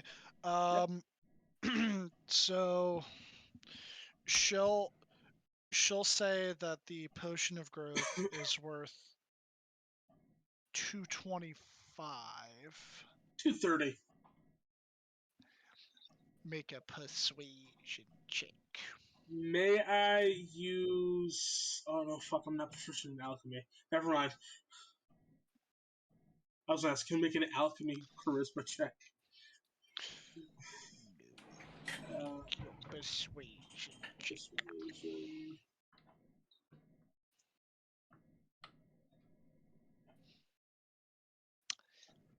Yeah, I'm gonna have to say 225, Shook. Fine. So So 225, and then I got it. I'll do the math. alrighty. So yeah, so just mark off whatever you spent, and then you can add a +1 all-purpose tool I got to your sheet. 118 left, Okay. Righty. and I'll mark off that potion. And she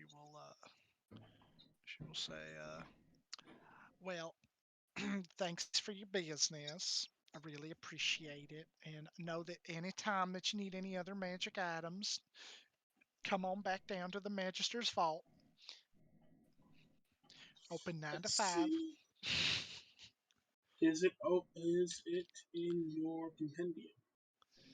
Should be, yeah. Let's see if it modifies my spell save DC. Rod of the Pack Keeper modified my warlocks, so it should for you. It did. Nice. Alrighty. I now have expertise in all tools. Nice. All right. So, if you two aren't purchasing anything else, Yeah. I will say that the rest of you, all end up eventually making your way to Bjorn's House of Repose, formerly Kaya's. As you enter into this pretty nice looking, tavern, uh you notice that like,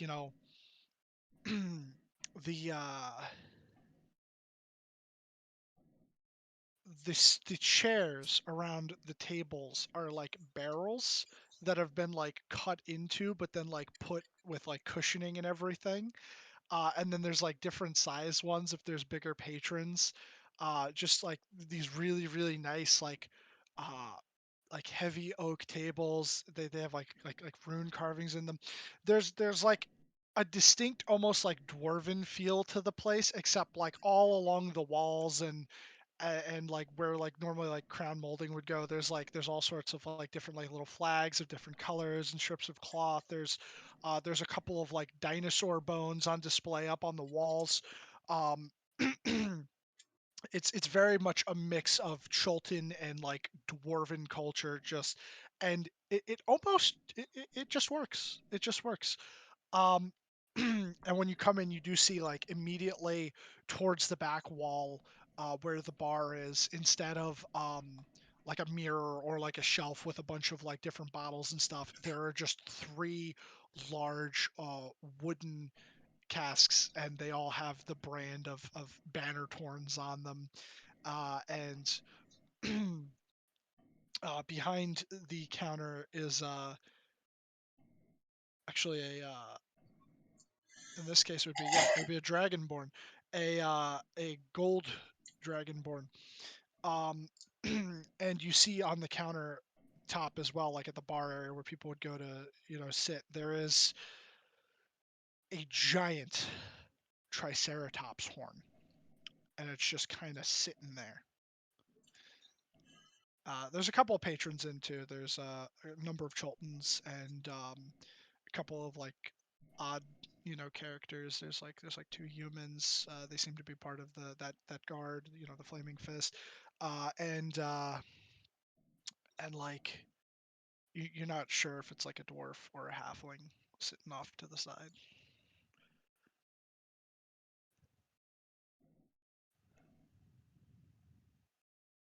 All right, everybody here. Yeah. Yep. And At now this I'm point, going everybody would be to there. find cantrips for me to learn. Oh, Ed, we got you something. What? And I point to. Why am I forgetting people's names? Ben? It's Bruce. Bruce? Bruce. I point to Bruce, who has the claw, I believe. You should, Yeah, yeah. we're not gonna play two characters at once, but Bruce will take out the claw. Oh shit! That looks like some kind of Talon. like a punchy, stabby hand thing. It's fucking hell. Thank you. We got passage on the ruddy ore for Ready or? in 4 days time. How much? I'm an idiot. I forgot that I had 5 platinum. Well, No, you don't still say have 5 that. platinum. You're not an idiot. No, But 'cause- it's a 120 gold for all of us, and got to do some chores around the ship. Oh, Well, I don't think that'll be too much of a problem as we're, I show off my cool looking screwdriver. we're going on a ship. Yeah, it definitely needs some repairs, so that will come in handy. Oh, I don't wanna.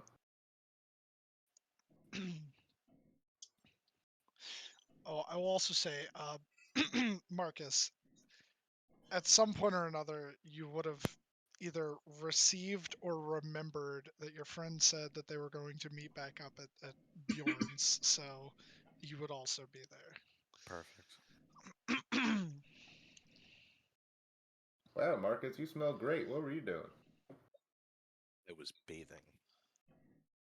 You were bathing. Speaking Indeed. of which, Where's the is bathhouse?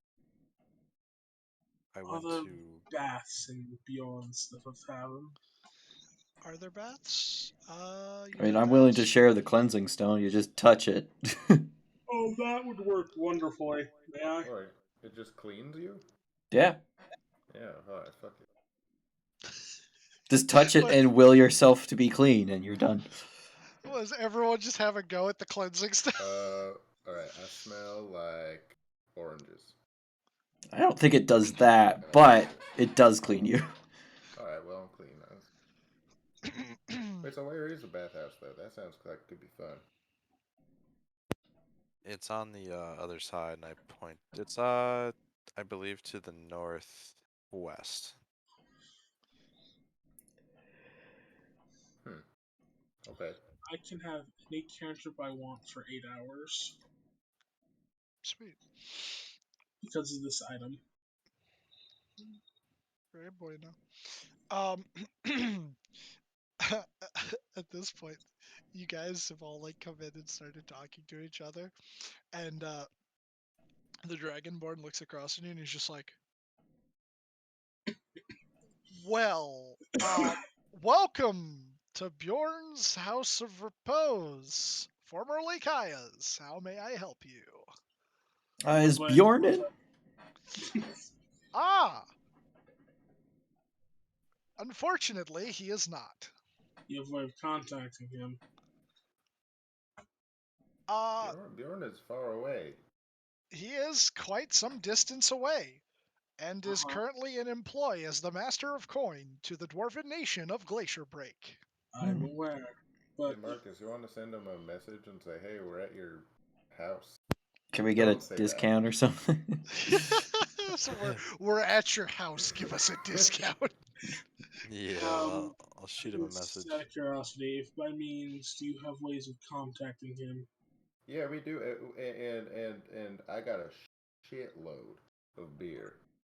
I mean, From his. you guys might, but I'm asking if the proprietor has ways of contacting him. Do I? No, not at all. Then you're a shit proprietor when you can't No, contact him. no. Excuse I our could friend send him here. a letter, but it would take quite some time. I am not magically inclined like most people. What race is this guy? I'm actually curious. He said Gold Dragonborn. Dragonborn? Yeah. He's talking like this. Yes, I am in fact talking like this. Do you Where have a is- problem with my voice? I think it's great.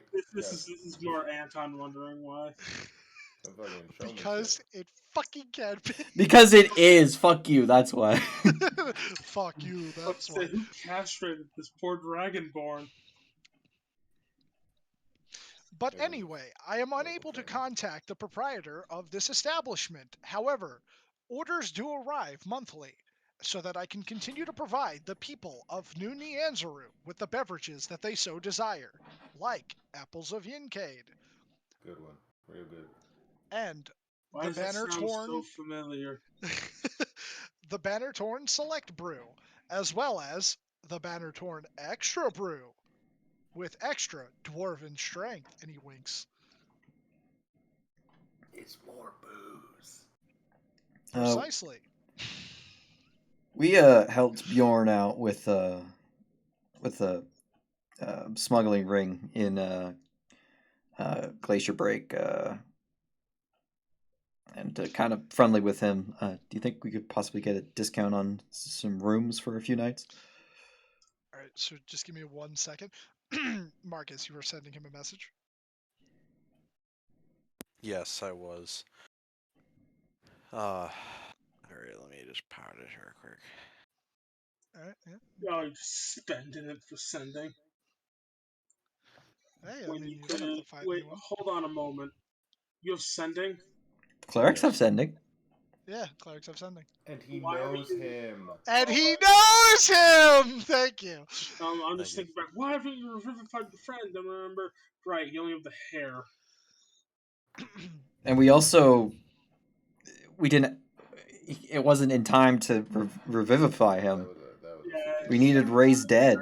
Already answered my Yeah. own question. It was a whole thing. So what are you sending to him? Well, What do you after say? hearing this, Marcus is just clenching his fists in rage, but continues to do the sending spell. Hello, Bjorn. It is I, Marcus. We are here at your establishment, not your home. Please come join us. Thanks. Okay. That's 20. And He- possibly help us price? okay. There you go. Oh, you're at the House of Repose. Aye. Tell that daft dragonborn I said you could stay for free. And if he questions me, tell him I said he's a daft cunt. He'll know what it means. That's it. After hearing this, he looks at the Dragonborn and goes, "You're a daft cunt." God damn it. What? Very well. Please enjoy your free rooms. You still have to pay for drink. What the fuck just happened?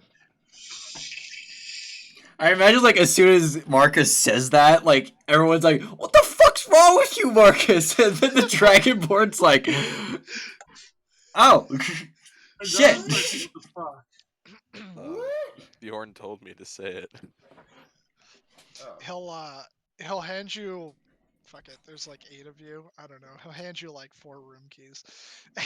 And he'll just go, you are responsible for the condition of the room. If any items have been found broken or extremely soiled, you will be charged. Define soiled. He looks at you with that, and he's like, Listen, I think you know precisely what I mean. Does that include if we have ladies so far? He looks at you and he's like, yes, Damn. if it is extremely soiled, you Oh, will have to extremely. pay for things to be cleaned. And if anything is broken, you will have to pay the charges. Fine. Just wanted to make the joke. That's all. yeah, right. So I'm just gonna bring someone back and then call him a cunt again. That's my plan. That's my plan. Oh, just okay. Um, but yes, if there is anything else I can help you with, like beverages, please ask me now. Also, I would like to direct your attention to the Triceratops horn. As you can see, this is a staple of Bjorn's House of Repose. This Triceratops horn was taken from a creature by Bjorn himself in battle. It, when filled up to the top with alcohol, must then be chugged by the person who wishes to take the trike challenge. Though I'm in a focus, I'm actually can hold my liquor quite well. Hmm. What kind of alcohol is being poured in there? Ah, it is the trike challenge. Therefore, it is 3 types of liquor. One is a Chultan specialty, the other, a Dwarven specialty, and the final, a mystery drink. If you wish to participate, you must simply put 1 gold into the jar. He will then like lift a jar up and put it up onto the table, and it's nearly full to the top. It's quite a large jar. And he goes, you may place the 1 gold. If you fail the challenge, you have lost. You may attempt it as many times as you wish. Any vomit that you get on the floor is yours to clean and not mine. If you're However, should you complete the challenge, the pot is yours. if you're thinking about trying that, Jarvis, without your artificial limbs, I'm sure the amount of alcohol in that horn is probably more than your body mass. Hey, I Ed, can do you do it. think you can do it? Yeah, I can do it. I can do it. If Ed can do it, I can do it. Well, here's a better question. Ed, what's your constitution score? 19. We literally have the same saving throw. I think I could do it. Marcus cast resistance on it. Yeah. Oh, fuck you! Yeah, I wanna go You first. know what? Yeah, you know what? Yeah, go ahead. I'm gonna cast resistance on Ed. Okay, so you go to cast the spell. Or well, you do. You cast the spell. Oh, it's just a D4. Oh, it's just right, it's just a Anything D4. will help. Hmm. Uh, are you just doing this openly, or are you trying to like conceal that you're casting a spell? This was like a pat on the back kind of thing. It's Oh, kind of hard to okay. do since it's both verbal, somatic, and a material. I wouldn't even notice. Well, if he's like, "Hey Ed, you got this," and he pats him on the back, sure, whatever, fuck it, I'll let you get away with it.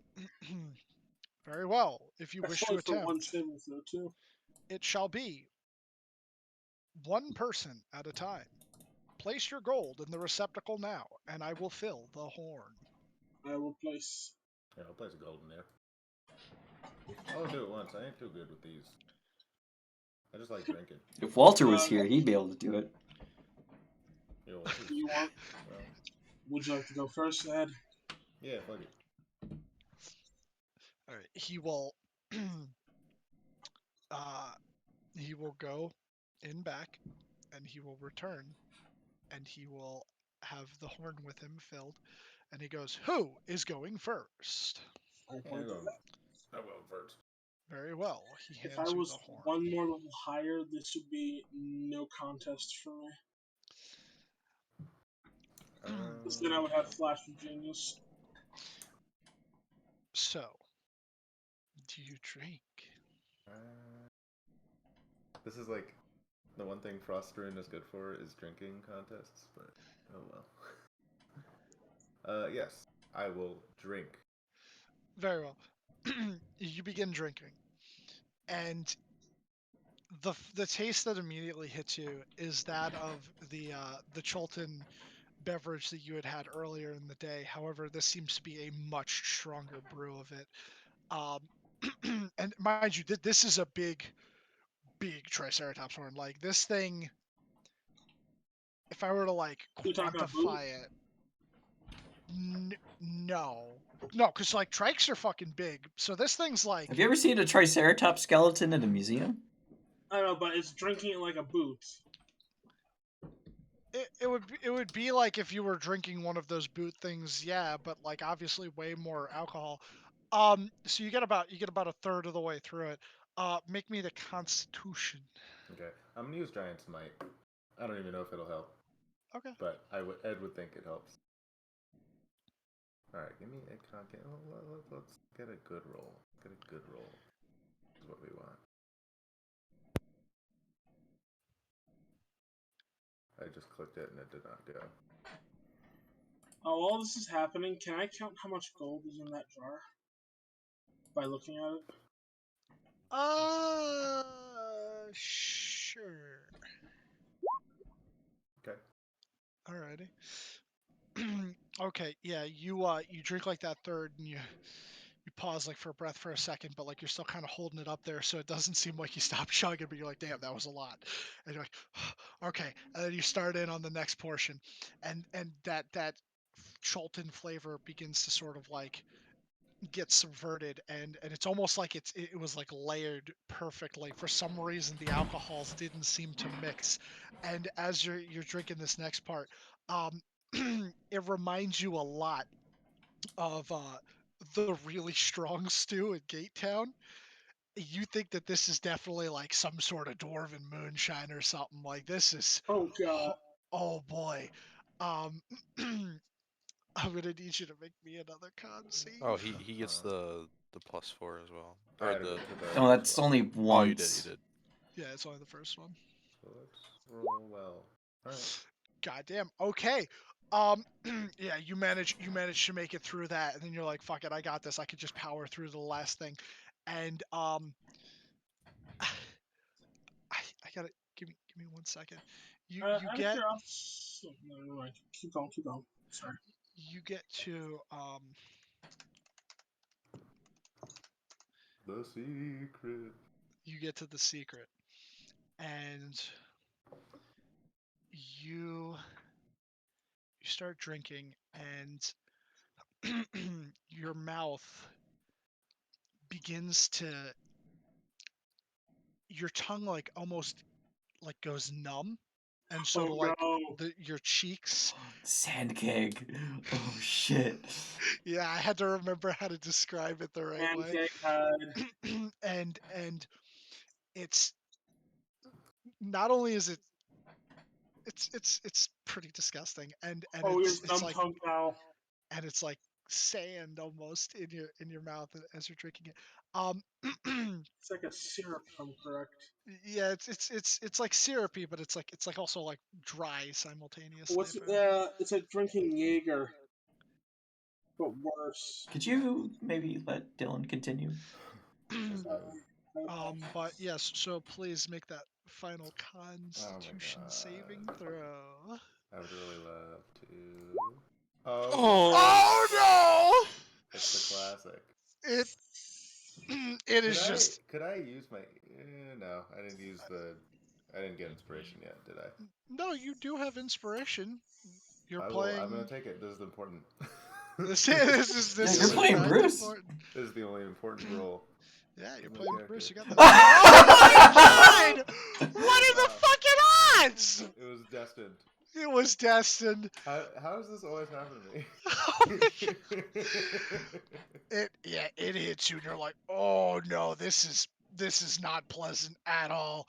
And I was you managed to like, you'd gotten down to that third, and you were just like, oh no, and you're just all over the floor. I'm gonna do an emergency thing. Okay.